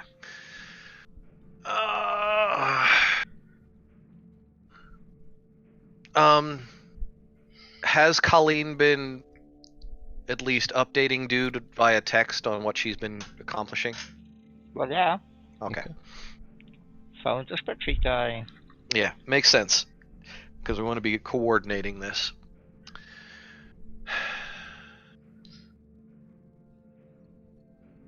Let's see. And I've only done 2. Have I even done 2? Helping people out at this place? You did 1.5. That's right. I had to bail on the half one because Colleen. Mm-hmm.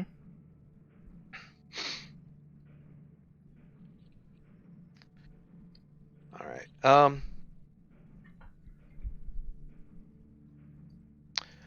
Well, at the very least, I'd like to get back in touch with that first kid that I helped out, because I feel like I remember that turned out pretty well, and the kid was pretty smart. I would hope that he would be. Excuse me. Okay. At least remember that I helped out. He might have. That would have been Constantine.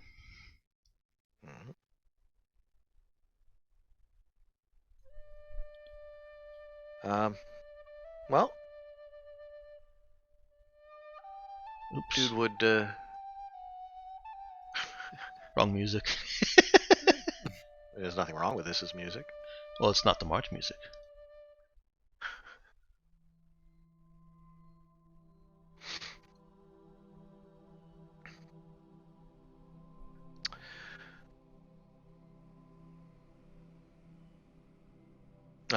Dude would send Constantine just a quick little note if he's got his contact info from his datapad, which I would assume he would have gotten after Sure. helping him out.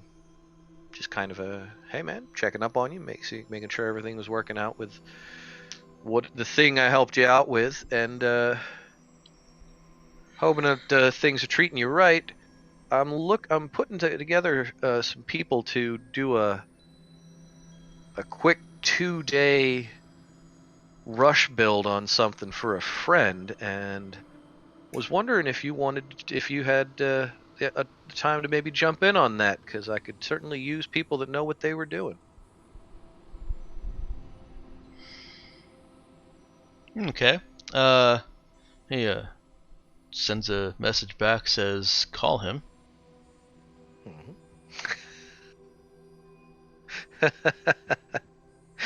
Mike, not everybody is like you and dislikes texts. No, but he does want to have a verbal conversation about this. Mm-hmm. He wants more detail than he feels like typing out. Mm-hmm. Dude, Also, hits the call button. I don't think I could let you roll a talk over text. I mean, it is. It's dialogue. Come on. No, Probably a higher DC because a lot of stuff is lost in translation. Text can be far more easily misconstrued. And Yeah, more how the easily hell dismissed. will he see your winning smile? Uh-huh. Well, we won't see it on if I call him either. But I like the ability to stop and truly consider the sentences that you're writing out. So you can take 5 minutes to express one thought. That's me. You can, but you guys do have a time crunch. Oh, absolutely. Oh, one 5-minute, 10-message conversation probably doesn't seem like a lot, but that's still an hour. Mm-hmm. But the nice thing with text is you can do shit while you're talking. Yes. Well, But dude hits call. Constantine wants to know more about the project. Oh. Yeah, man. Well, I got a friend that she's got a need for a Speed. well, she's got a Yeah. need for speed. She needs a drone buggy in 2 days, because she 2 needs days. to have it. It can't be done. Mm-hmm. Well, we got. I have put together a plan of attack. A group of people of like-minded individuals and technical capabilities.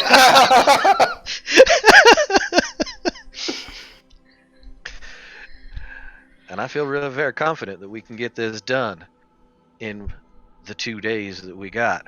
It's going to be a rush, and it's going to be rough. People are going to burn their fingers, and things are going to get glued to things that they ain't supposed to get glued to, but it's going to get done. Do you want to get in on this? Because it's going to be an experience. He asks if there are going to be girls there. I feel very confident that there's probably going to be a large amount of girls there. Go ahead and roll talk. Charisma talk.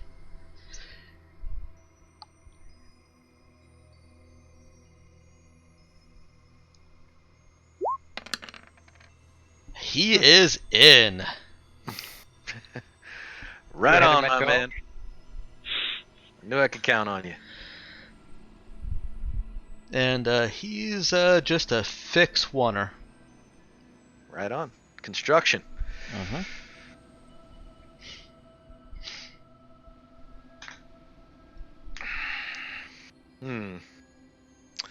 Do I feel confident enough in my talking skills to try and get the person I abandoned? Hmm.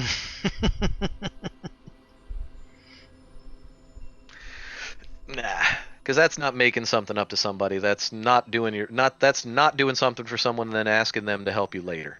That never goes right. Okay. There's an entire Sorry. subreddit dedicated to that. Sorry, I Choosing bailed. things. Sorry, I bailed on you. Mhm. Did it make Told it the up finals. to Now you? please come help me move. Yeah. No, let me make it up to you. I'll include you in the super secret awesome project. It will do wonders for your career. That is another way Normally, I to wouldn't to punish look you at bad. it. Well, GM, Mm-hmm. makeup off on the fly, a quick psychological makeup of the person that I abandoned and the little bit of experience that dude had with them. Did they seem like a straight and narrow? They wanted to get this done and were disappointed that dude couldn't finish, or does dude think that hey, you want to get in on this super cool thing that I'm doing as maybe a way to make up that I couldn't help you finish the other thing? Or maybe they've been looking for a father figure all their life. Uh-huh. You know, that kind of we wouldn't be getting that kind of discussion if Colleen didn't keep screwing with people on that. That is starting to annoy dude. I haven't said it, but it is starting. But based on the time that he spent with the second person that he was helping out, does he feel like an appeal to cool would be a possibility? Well, Hadrian isn't entirely drawn to doing things because they're cool. Hadrian just wants to do things. He just wants to build. He just wants to improve his knowledge and have some fun in the process. And build a wall at some point, maybe? No walls. Hey, blame Just a little waist high one. blame people for the names, not me. Not my Are fault. you not people? Not my fault that someone went and took the name Hadrian, a perfectly fine name, and made it about a wall. Fairly certain it's the other way around.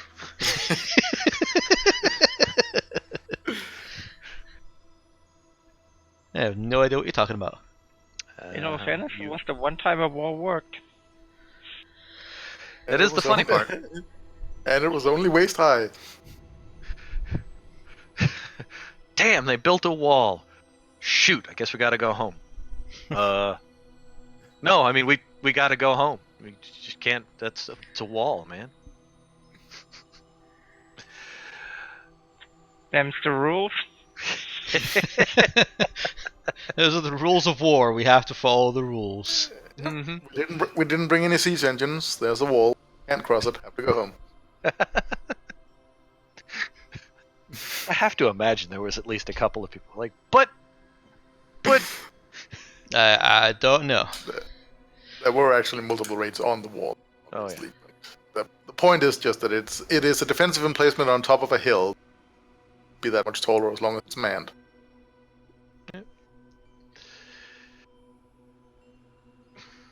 All right. Well, you know what, dude, we'll give it a shot. Okay. And he'll shoot Hadrian a message and say, hey man, I just wanted to apologize for not being able to help you finish up. I feel real bad about it. I'm working on something for somebody, and I know that you like to get things done. I was wondering if you maybe wanted to join in. It's good. Looks to probably be a good time. It's a bit of a rush, but it's building something pretty cool. Well, his initial response is, sorry, I'm kind of busy right now. Ooh, burn. Mm-hmm. No worries, man. You take care. All right. And dude leaves it at that. Okay. Whether he believes him or not, that's up to me. Mm-hmm. Well, we don't want to involve any of the other contractors because one, don't know, they might check on.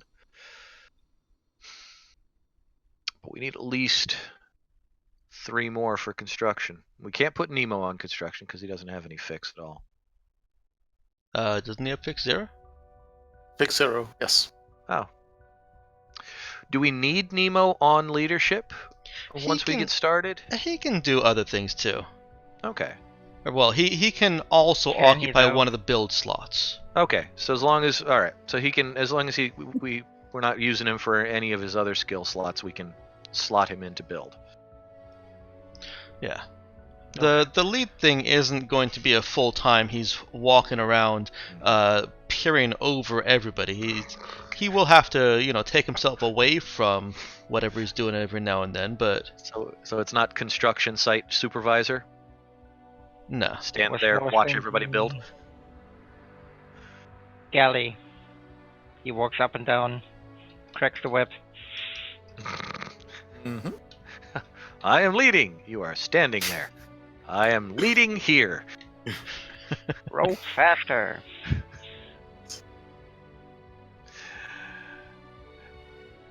Realistically, it was the dude with the drum that really kept things going there. All right. Well, that was for the Riven, so they stay in Riven. You had the guy with the web to make sure they were all doing that. What else is dude doing? Motivate them to stay in rhythm.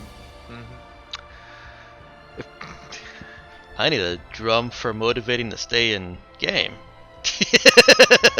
No, you need Still a guy in with the game. web. Oh yes, I need You've to. been trying that for how many sessions now? Sessions? Well, I was gonna say I think you mean years. years. I've been trying to rein it in a little bit more because of the streaming, but not too much. Keep in mind that these two things, of course. One, I've always felt blessed in having a more tightly game-focused group than I've seen in other games. I've definitely seen other games that go on tangents way more. Yeah. And two, I probably do let you guys go off on tangents more than I should because we've been playing together for so long. But yes, Isn't this a tangent? this is a tangent. We'll get back to the game. But like the other tangents, they're usually great tangents. It's a meta tangent. Informative. This is a meta tangent, and now we're going back to the game again. Yes. So where else is dude looking? Well, that's the question. Is he doesn't have enough direct experience with too many other of the students and whatnot. He's been kind of keeping to himself, other than just doing this thing, and then also saving Colleen. Well, perhaps to his benefit or detriment. You guys are in the workshop, right? Yeah, he'd be, sort of prepping the space while he's doing some of this. The door opens, and the girl that he grossed out at Colleen's dorm comes in. I'm here. Oh, hey. Oh, where's Great, everyone more else? exposure. Oh, you. Ew. Well, I think you're the first one here, but I know that everybody else is planning on showing up soon. Because we Oh. are running on a time schedule. I was just getting the workspace prepped and making sure everything's in the right place for people to get what they need as far as Well, who equipment else and is coming? stuff? Well, I know we got at least. I hope it's not Valentina. I'm still mad at her. Nobody has told me of anybody named that at all, so I can't say for certain. Actually, sorry, she said Joanna, not Valentina. I got them mixed up. I was gonna say, it was Valentina he exposed himself to. No, it was Trisha that opened the door.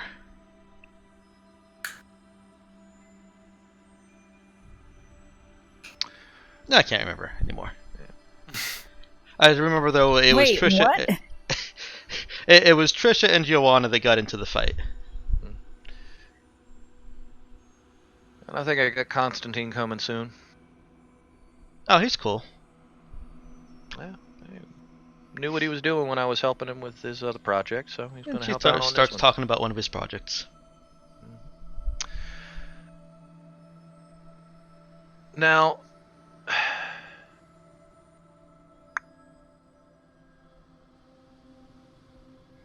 this doesn't feel like it's uncommon for multiple people to pitch in on somebody's project. Yeah. Okay. I mean, aside from game rules, it's pretty common of a thing in real life. Oh yeah. There wouldn't happen to be a a little whiteboard somewhere in this place of like, I'm available for for construction help if anybody needs any help kind of stuff. No. There are whiteboards, but they don't contain that much useful information. Gotcha. No hostile Craigslist. No. All right. And if you guys are just trying to fill the last general construction slots, I'm not going to make you go out and talk and recruit each one of them. Well, dude was gonna ask. This is Trish, right? Mm-hmm. He would have tried to at least wait for a moment in a lull in her probably non-stop conversational stream. How long does he wait? She's got to breathe at some point. So he's not really looking for a lull. He's just going to jump in. Yes, there has to be the actual breathing pause. Yeah, and she does have. A trained singer. She's not Reverse singing. and she doesn't. She's not just hyperventilating talking. No, she's rambling. She's rambling, and she does have, even without the breathing thing, she does have the occasional slows and lulls as whatever she was saying kind of trails off, and then something else comes to mind, 20 seconds, 30 seconds later. Yeah. Which is a nice way for things to go on in the background. It's like having background noise while you're doing something. But dude at some point would have just asked her if... say that we got enough people to do some of this stuff, but we just need a couple of people to just help put the basic thing together. You wouldn't happen. Oh, I'll go find some people. And she walks off. And Colleen gets a little message as she's probably out and doing her other prep work. The chatty one came in and she's going to try and help us find some people to build. The solution on how she does that is she talks them, and then for them to get to finally show up, they say yes. The solution. Please stop talking. Yes, I will help you. Please go. It is the verbal version of water torture. Stop, stop, stop, stop, stop, stop, stop. Okay. Yes. If you say yes, will you shut up? Yes. So here's the question then. You've currently got 4 names already. Trisha, Joanna, Angel, and Constantine. How many more people are you trying to get? Are you literally trying to do the full build and every single mod? Well, we're not going to be able to do every mod. At least we haven't found someone for what was it?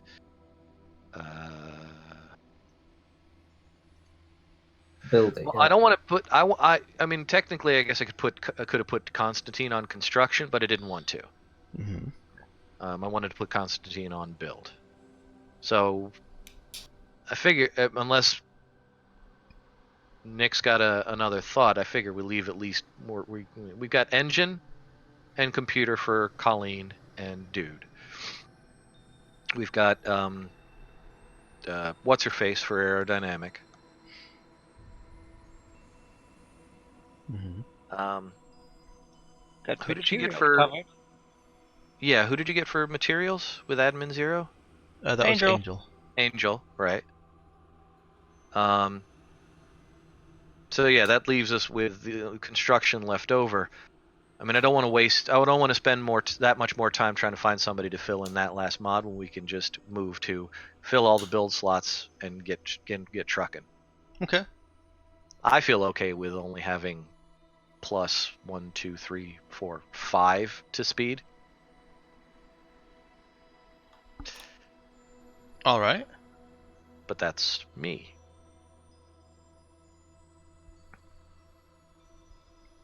So I'm good trucking on.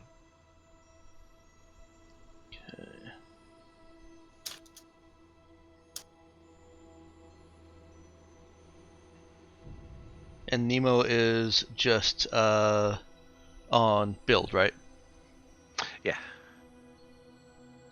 So Constantine and Trisha are also build? That sounds right. Yep. Well, that's the necessary manpower. I mean, if one of them can be spared for something else, different story. But if that's that gets it done, then we're good. Okay, so then at this point, you've got Ioana on aerodynamics +1, Angel on the advanced materials for +2, Colleen on program for +1, Dude on engine for +1. Total of +5, and you'll need one more person for build, because you've got 3 on build right now. And Yeah. at least one of those 3 has the fix 1, so you're fine there. Yeah, because that was Constantine. Okay. So let's just get a. Let me see what Trisha does here.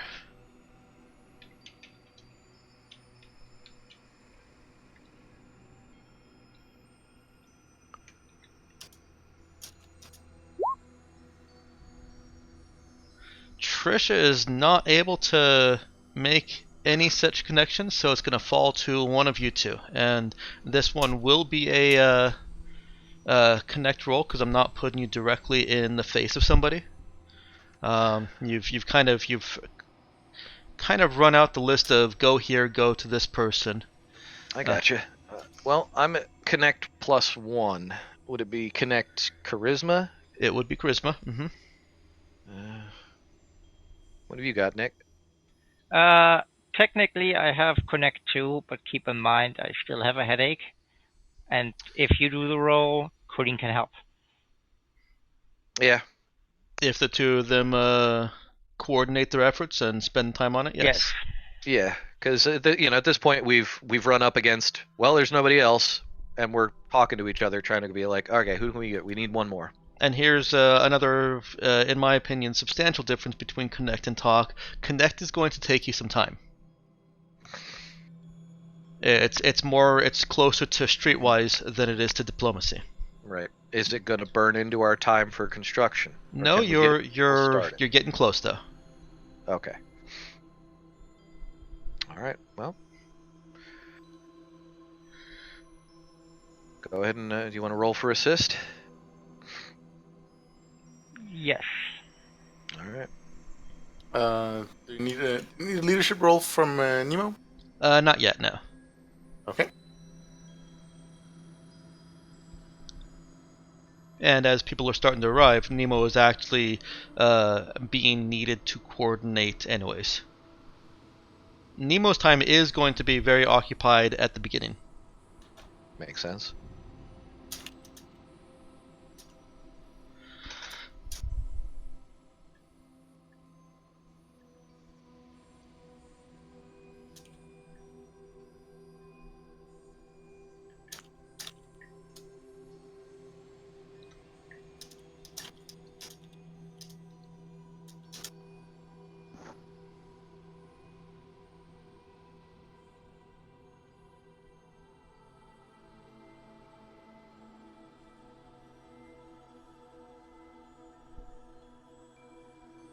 What are we doing here?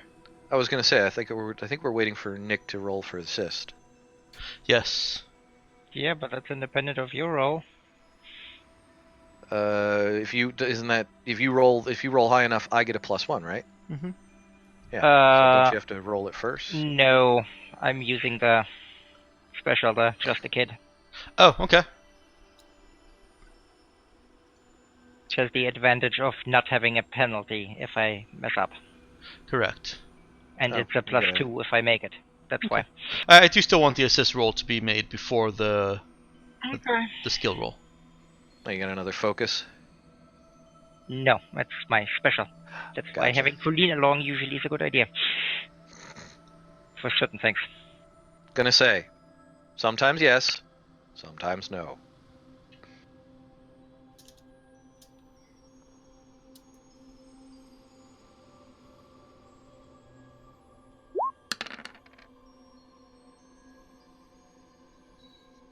Wow. Well, at least I'm getting the terrible things out right now.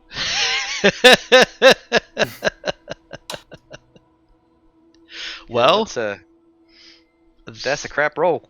that is not a success, however, because Colleen is using that kind of hidden special that all the characters except for Hugo have.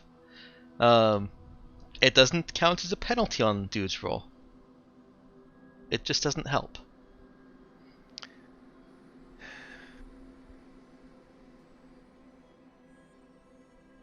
All right.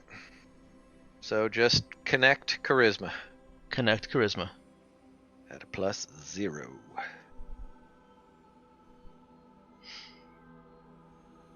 So I might as well just roll 2d6s. No, I got a +1 to connect. Okay. You find someone else. 9.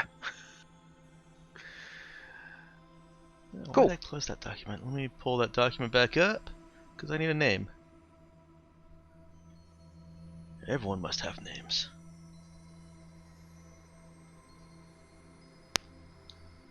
Let's go with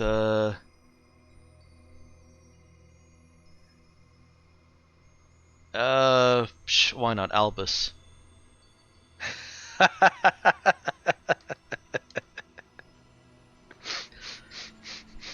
I've now used up like half of the names on my Lamiera names list just for this little project here. Way to go, guys! You're expending GM resources. Mm-hmm.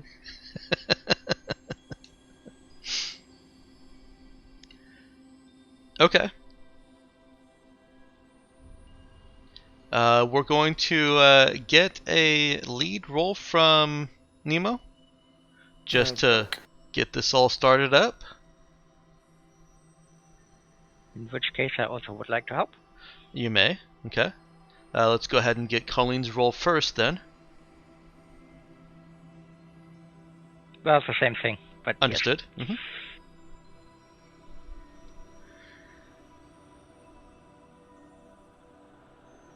And Nick, while Nemo is starting to organize and get these. Wow. Wow. I'm really getting them all out right now, which is good. At least it's for things that don't matter. Where messing up Well, where it doesn't blow up well, things, yeah. I'm not penalizing. Yeah. I still want you to describe how it is that Colleen is assisting using this special gift. Badly. Even though it doesn't succeed, it's still she's still doing something. Yes. Well, in all fairness, since Nemo is doing the resting bitch face impression. Well, cater towards kids, though, right? Yes. Yes, he is certainly factoring in his experience with maladjusted teenagers so far and how to use the approach. Okay. Yeah, and she's just trying to smooth things over. Kind of, we're not that bad. We can do this. Don't worry about it. This is gonna be fun. Doing like a really bad kind of good cop, bad cop impression, so to speak. Okay. She misunderstands the whole purpose of this, and she tries to be the good cop. And Mel, how is Nemo coordinating these maladjusted engineers? Maladjusted young engineers. As I said, by drawing on his experience and observations of Cap and how she injects her force of personality and her leadership talents to get everyone to get everyone to push toward a common goal and feel engaged in the process of reaching that goal. Okay. Motivating them by appealing to their egos and talent, and making them understand that and making them respect his authority, even though he clearly doesn't actually have any, but is good enough at faking having it. Okay. Respect my authority. Go ahead and give that a roll. See how well it goes over with. Respect Cap's authority. He is not going to mimic her voice, though. That would probably not work that well in this case. Yeah, does he really want to reveal he's a robot in front of all the engineers? But he will, of course, use to substitute chameleon for leadership, so that would be chameleon charisma. Mm-hmm.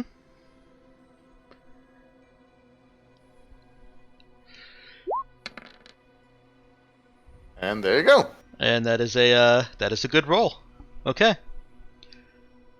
Break the cycle. With that, let's hop back over to a different star system where Hugo and Cap are approaching the edge of the system. Oh, I should ask first, Emma, are you here? Because I see the mute on. Yeah, I'm just muting myself so while I'm sitting here not talking, you don't get the echo from Nick. Thank you. Alright, Cap and Hugo. You haven't been approached by anyone, any of the other crew on the ship yet. I mean, Cap's been around, so she's wandering around. No one approaches her in her office or anything like that? No, and nobody has stopped to say anything while you've been walking around. Heard anybody talking about anything? Is she trying to listen in? If she's in the cafeteria when people are in there, yeah, she keeps an ear out. Okay. And There's Chinese whispers everywhere. Chishin isn't very good at whispering. No, she's not. Even her under the breath is meant to be heard. Yeah, and what is Hugo doing? He's set the ship to just autopilot head to edge of system, and he's gone back to the hangar to carry on messing with his motorbike. And at this point, he'll ask Mr. Kidder, or what's his name? Tuvan. Yes, Tuvan. If he wants to help him with his motorbike. Okay. Well, his hovercycle, but yeah. I'm going to go with Hugo first, because Tuvan immediately agrees and then asks, what was that loud noise? That was Cap testing out the weapons, making sure they're still functioning. Oh. Don't think they've been used in a while, so we had to make sure they're fired. You have to do it on a monthly cycle. Well, it's every 6 months during the maintenance cycle. You have to at least test them. And we figured we might as well test them here, away from the mandate. Did it work? I think so. Cap seemed annoyed and happy, so I'm gonna go with yes. Are there bad guys? Well, they're everywhere. But you just need to look out for them and know which ones are bad or good. Well, which ones are bad and which ones are just, like...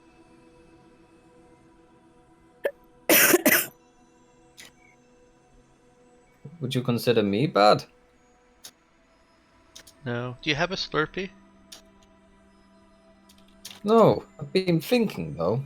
We need to go back to that place and try and buy one of them Slurpee machines.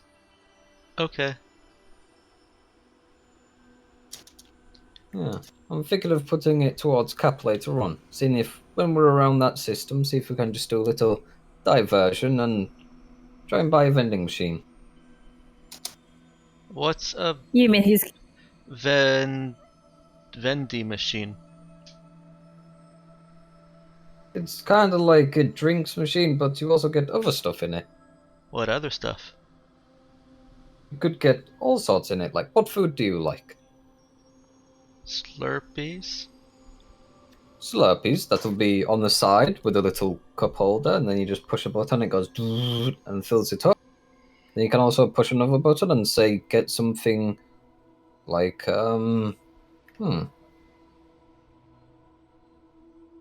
chocolate. Ever had that? I like when Kevin makes hamburger. Little harder, but possible. Can you get hamburger from a vending machine? Yes, but I'm not sure how well it'd work. I'll have to look into that one. You'd have to do them beforehand, wrap them up, put them inside, heating element. It'll be a bit tricky, but doable. You can do it. Well, these are all ideas. I see. I'm playing around with my hover cycle, so that way if I break it, it's just my thing I've broken. Whereas if I do other stuff, then it might break for everyone and have consequences. Like people dying. No, can't die for vending machine. Unless it falls on you. Which kills a surprising number of people worldwide every year. More than sharks. More than sharks. Yeah, I mean, unless the vending machine falls on you, then nah, don't think it could kill you. Relatively certain more people die from Tylenol than sharks. Well, it's because more Hey. people stick their hands in vending machines than they stick them in sharks. All right. let's not actually interrupt ongoing active RP, please. Sorry. It's okay. The two little asides were okay, but then it went on. So, what other food do you like? Chocolate is good. Exactly, we could get that put in it. Oh, do you know what we could also get? Do you know, Colleen, she loves that drink. Oh, what's it? The mocha? We could Yeah. get that built into it. And then I could give her some mocha. Exactly. That way she won't ever irritate us with it. She can just go and push the button herself and get it. I can take it to her. Oh, you can do that for her. Yeah. Well, first I'll probably need to build a frame or something, and then get a bit of a glass panel to go on the front. Also need some hydraulics and shit. I'll plan it all out. Can we do it now? I mean, we can give it a go. Okay. I'm just gonna send a message to Cap. Hey Cap, in workshop, hanging with Tuvon, trying to build vending machine. Ship on autopilot. Message me if issue. I'll just make sure my notifications are on for the autopilot to send to me if there's any warning. Yeah, there is. As long as Yeah. he's got his ship data pad on him. Cap says if you break anything, I break you, and that's all it says in response.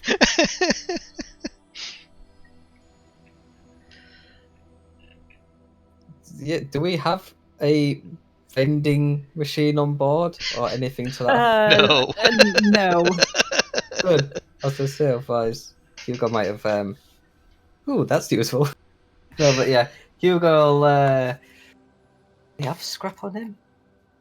No. He'll go down to the scrap pile and be like, "Ooh, this looks useful." and begin setting Tuve on a task of, hey, can you find me something that it looks like this? It's yay long, mainly used for this, and then get him to go looking in the scrap pile with me Okay. as we try to build a chassis of a vending machine to begin with.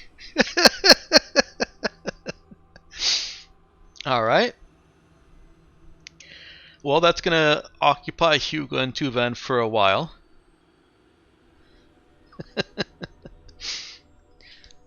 That has been something Hugo's been deliberating over. What's that? How to get his slushy back. Oh, yeah. Well, here we go. Build your own slushy machine. With blackjack Okay, and wait till we hookers. find out we have nothing to vend in the vending machine. Fill it with his own stuff. I'm sure Kevin can work something out. All right. Spam, and now I've you had a can pay brilliant- for it. I've had a brilliant thought. I could put a little coin thing on it, and I can put some genetic material in it, and I can put a cost for Nemo. You want some genetic material? But it comes with a vending machine. It comes out a slushy cup. Exactly. That could lead, Slurpee. lead to some unpleasant mistakes. Oh dear. I think you guys are horrible. But yeah, that's what Hugo's going to be getting up to with Tuvon. Okay. Well, over to Cap. While she is sitting in crew lounge, she does hear what definitely sound like the kind of whispers that you don't want your Cap to be a part of. Or Captain. So she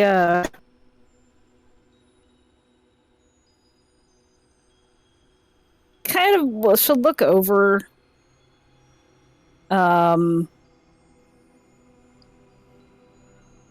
the crew and say, "What's going on?" It's Eileen, Kevin, and Chi-Shin sitting together.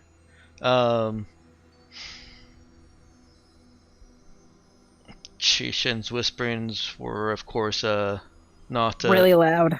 not really loud, just not as quiet. And Eileen was talking barely lower than her normal voice volume. Kevin was making the concerted effort to actually be less obvious.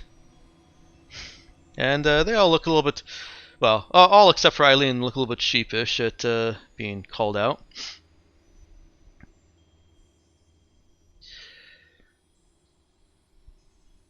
It's just crew chatter, Cap. Eileen.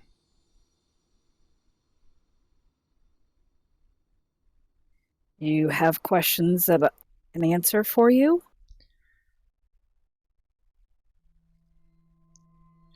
Knowing why the cannon was discharged could certainly bring some comfort.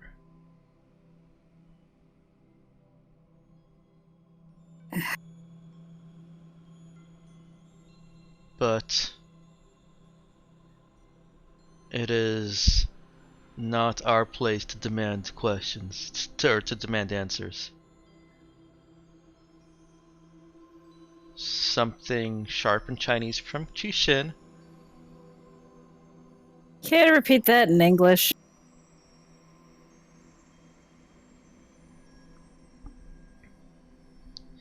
She looks over at Cap and then kind of away. I just said it would be nice to know.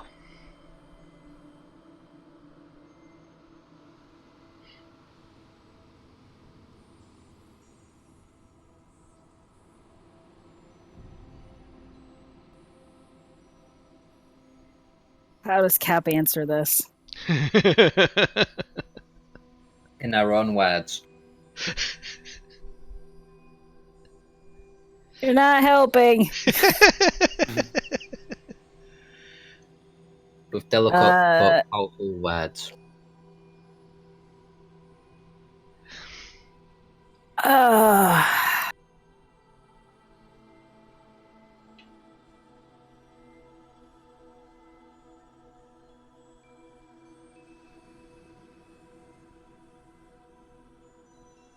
tell the truth? Do you lie?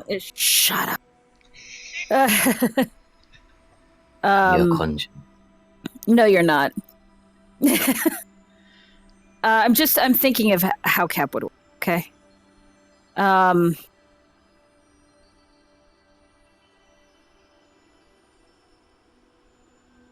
In an effort to prevent a lot of bloodshed, I fired on a completely empty building.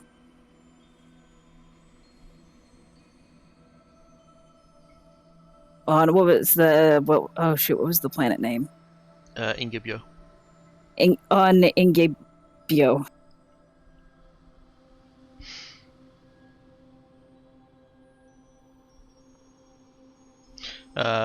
Aline nods.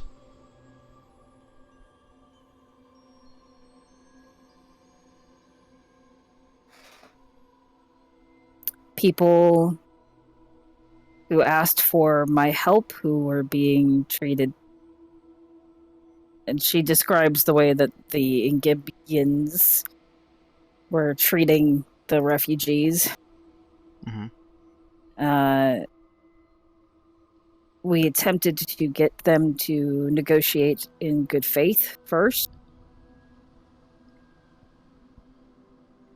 And then, unfortunately, there needed to be a display of power. Or at least a willingness to fire and back up the support that I had said I would give. No one was killed.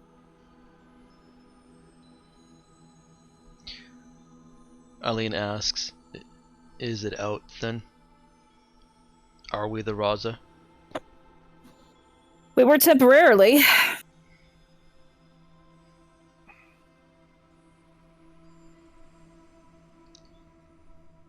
You know there's no going back now. If any of you want to leave, I understand completely.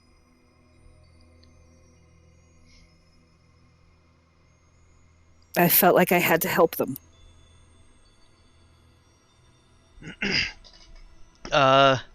Chishin says this sharply, but it decide for yourself, obviously. But it's not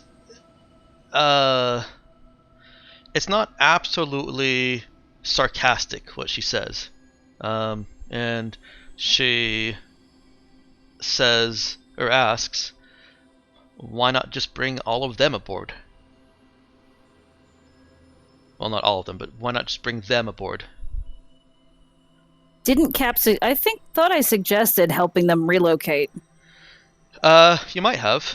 I think it was a discussion, but they said that there were 200,000 of them. Okay.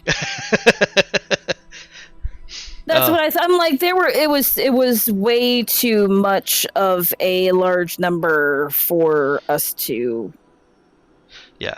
move. And it didn't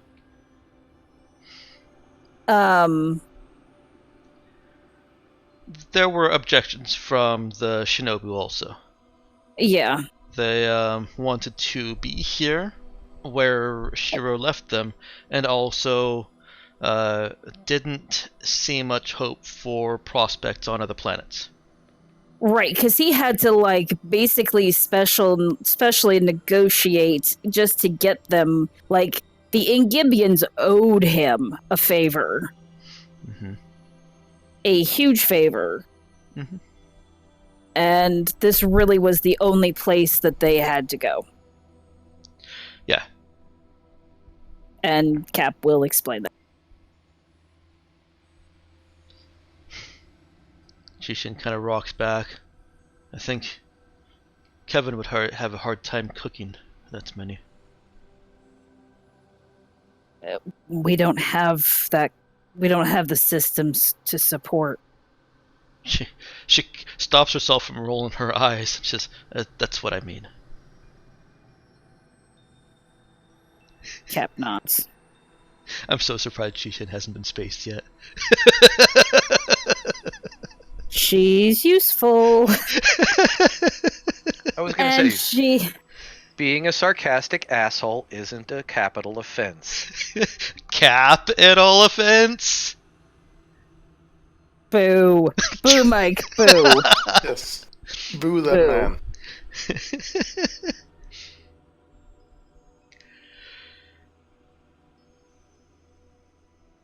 Okay.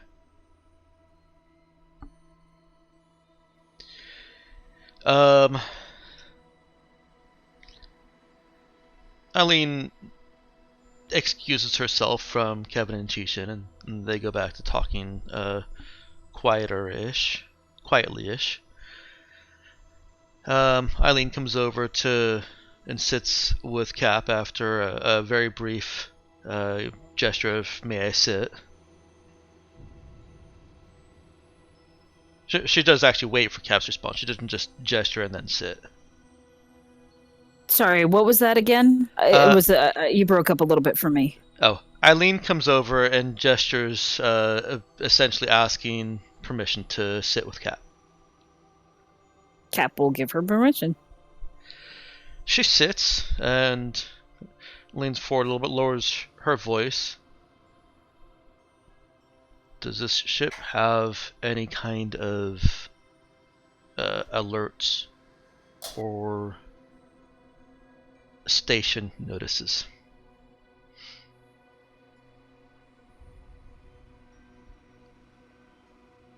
As it is right now? Yeah. With the identifier that we have right now? Not that I'm aware of. I mean internal. Battle stations, red alerts, something to tell the crew in advance of any firing weapons. That's a good question. Do we, Mike? Yeah. Yes, Cap you do. nods and she says, "I apologize for not using it in this case, and I will make sure that we have the system working. And and I hope it doesn't come to that. If we have to use it, I will." I won't presume and bore you with how helpful it is with safety. You know this.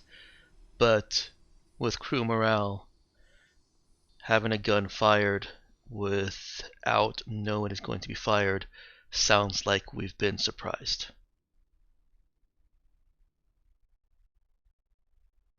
My apologies, and I will make sure that doesn't happen again. You don't have to apologize to me, Cap. You're a member of my crew, and I owe you all an apology for that.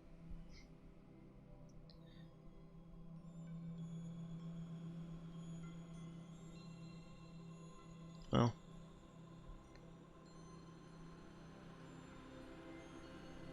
Take it as you will. I apologize. Eileen looks over at the Kevin and Chishin and back over to Cap. We're still here. I don't think they're going anywhere. I want you all to stay. And again, if you choose to leave, you are always free to leave.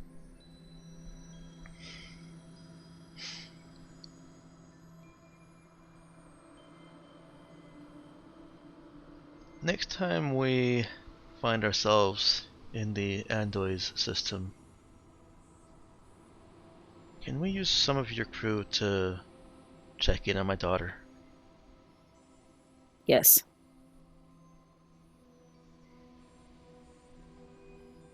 Thank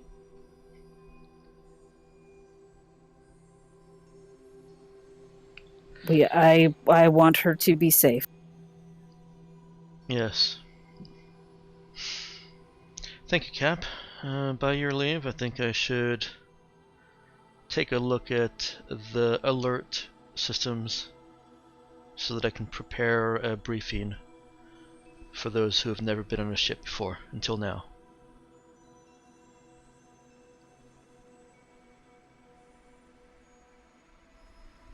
Cap will nod. All right. Eileen makes her way to the bridge. Cap gets eventually gets an alert that someone has entered the bridge, and she sets to her work. I do believe I'm recalling correctly that Eileen is a member of bridge crew, right? Yes, she is. Okay. Yep. Tactical. Yes, Yep. she's tactical. Tactical. Okay. Anything else from Hugo or Cap? I'm good. Okay.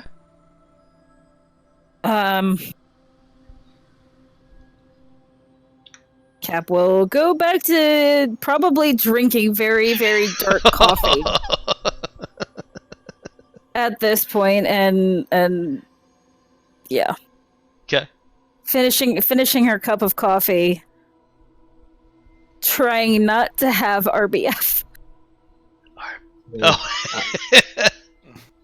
If you're trying to stay awake, Hugo's got a drug for you. The only drugs that Cap does is caffeine and liquor. I'll make sure not to last Patcher then.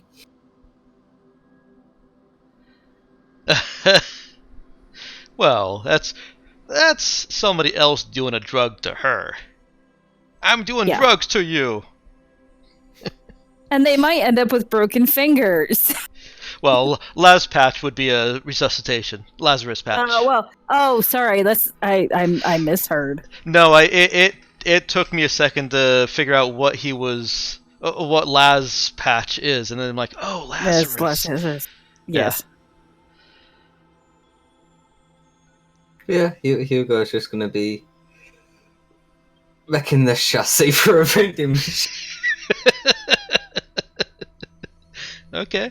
Tuvon is he's enthusiastically getting the parts that are needed. He is fairly good at digging through the scrap pile to find something that fits Hugo's description. It brings back some things that aren't completely applicable sometimes, but is more or less pretty good. And let's take it back to our crew on the ground.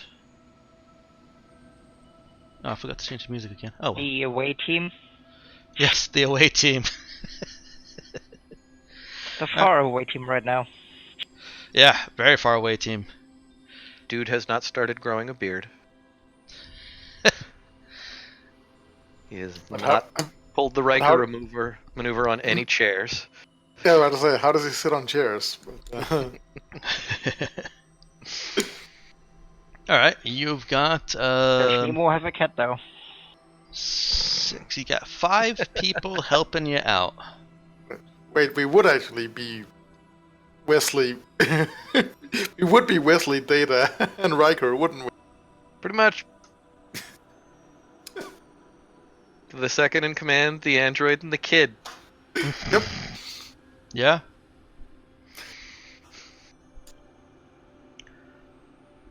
Nemo has gotten the other kids, the teens, organized and start working. Huh? Shortly into your day.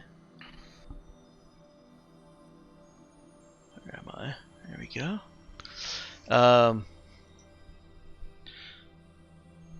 A student comes in talking to one of the teachers, and they look around in a little bit of surprise. It's about 10:30 right now. I thought we had this workshop today. Colleen didn't bump somebody for this, did she? She did check to make sure this wasn't double booking. Actually, I as a GM thought that was clear, that the reason that you didn't get the workshop today is because somebody was using it. I apologize if I didn't make that clear, because I thought it was clear. Not we really. didn't even. I thought we didn't even try to get it through regular means. You because did. we would get it You for a day. absolutely did. You went and talked to the front right. desk and asked to get it for the 2 days, and you were told the first day it's available is not this day, the day after today. Okay. So, yeah. And I think I assumed that if Colleen would have bumped anyone that was booked for it on the schedule to some other time or something. She would have. Okay. But And the she idea was she fixes the paperwork that everything is above board. uh-huh. Yeah. It's just she's the authorizing authority. Yeah. Okay. I guess I assumed scheduling conflicts would be part of that. Make sure everything checks out. Well, there were people scheduled here, and now some of those people are arriving. Are they now? Were they rescheduled? Nick? She would have, as I said, the whole idea was to tie it up neatly that there are no loose ends where suddenly this could not happen. Okay. Everything has an explanation in the system. Okay. So you've got two people that are walking in saying, "Oh, I thought we had the workshop today." They're looking confused at the group of students.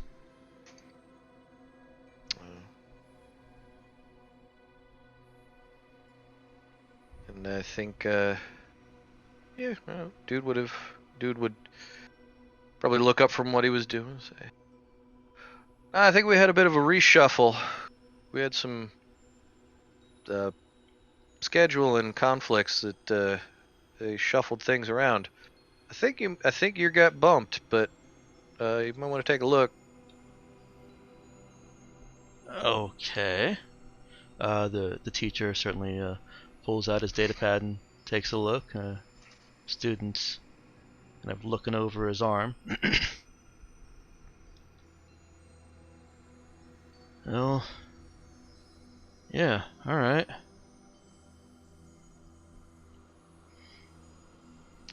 I mean, sorry, man. If I'd known that they weren't gonna let everybody know, I would have. No, Shot out a notice. it's okay. An alert was sent. I just didn't look at it, I guess. Oh, no worries, man. Okay, well, we'll come back in a couple days. He walks out, and the student follows him.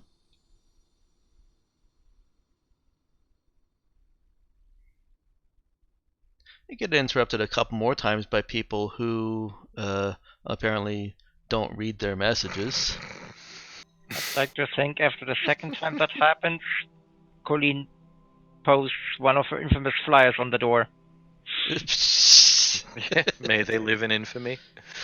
Okay, so the second time, Colleen makes a flyer and posts it on the door. You're still interrupted Schedule one more got time. updated. Check schedule. Project in progress. Wear protective eye gear. Okay, you're still interrupted one more time by Valentina. She comes in. Is this... What? Is this the energy concepts class? Or lab? She looks around. Clearly not. What? Not Colleen. Darlene? What's going on here? Engineering project. Yeah, Bit of a time crunch. cool. Pretty sure she would have had declared this whole project in the system as something like experimental engineering. She might have. Or, I mean, she okay, would yes, give her Colin did. She would basically give her the name experimental engineering. Huh. Alright. You know where my lab is? What does your schedule say? And she's getting that from a couple of the other students that are annoyed at the interruptions. Check the schedule! Oh, she pulls out her data pad. I guess it's the 22nd. Okay, cool. And she walks out.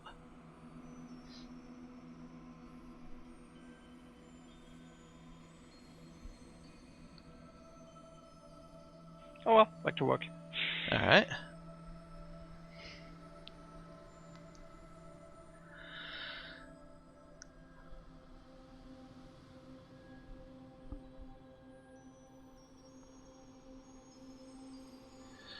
Yep, no time for lollygagging.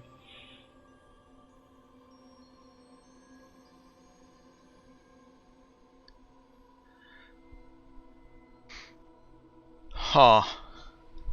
Mhm. What, somebody stole your sweet roll? What?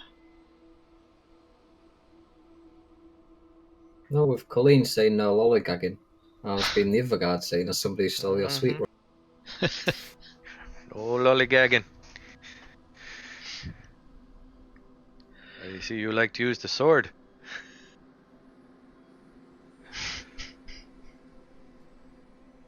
God, I put those out of memory. I was an Oh, adventurer somebody stole like your you sweet once. roll. I like NPC chatter. I don't like when they can't make it repetitive. It takes away from the immersion for me. Times are tough. God damn it, Mel. Um,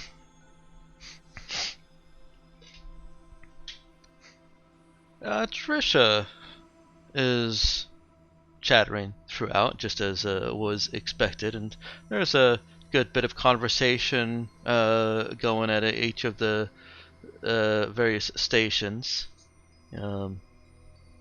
Nemo is able to keep the productivity in check so that there's no lollygagging.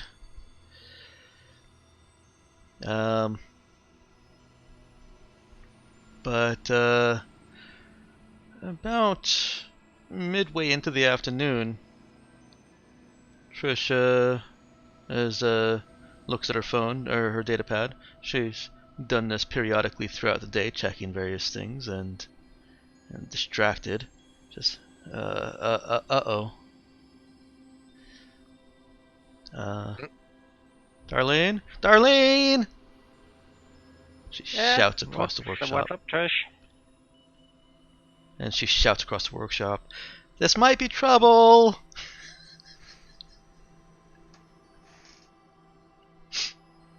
Great. When she would head over to see what the hell is going on. Okay.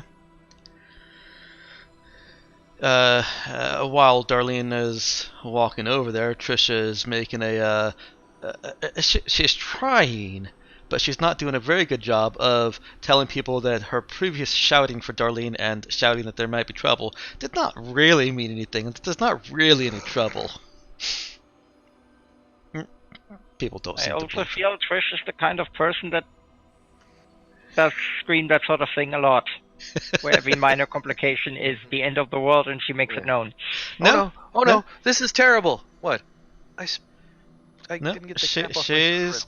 she's not that much of a wolf crier. When Colleen gets over to her, she shows that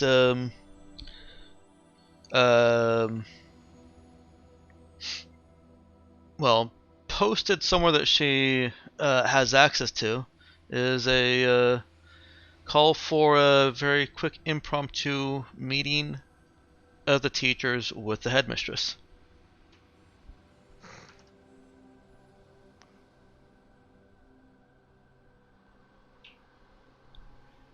Does it say scheduled by who, when, and why?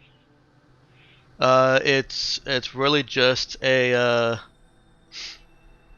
quick email, and in looking at it a little bit closer, Colleen sees that It apparently is from a teacher to Trisha, saying, "Sorry, can't have, we can't meet for dinner or whatever. Um, I'm being called to talk to the headmistress," and the teacher just happened to forward the actual notice in her attempt to quickly communicate to Trisha. Doesn't look like it's necessarily scheduled. It's just Tracy has called to speak with all the teachers on immediate notice. Out of character, does Trisha doesn't know that we didn't legitimately obtain this room, does she? No. Okay. Wondering why she's concerned.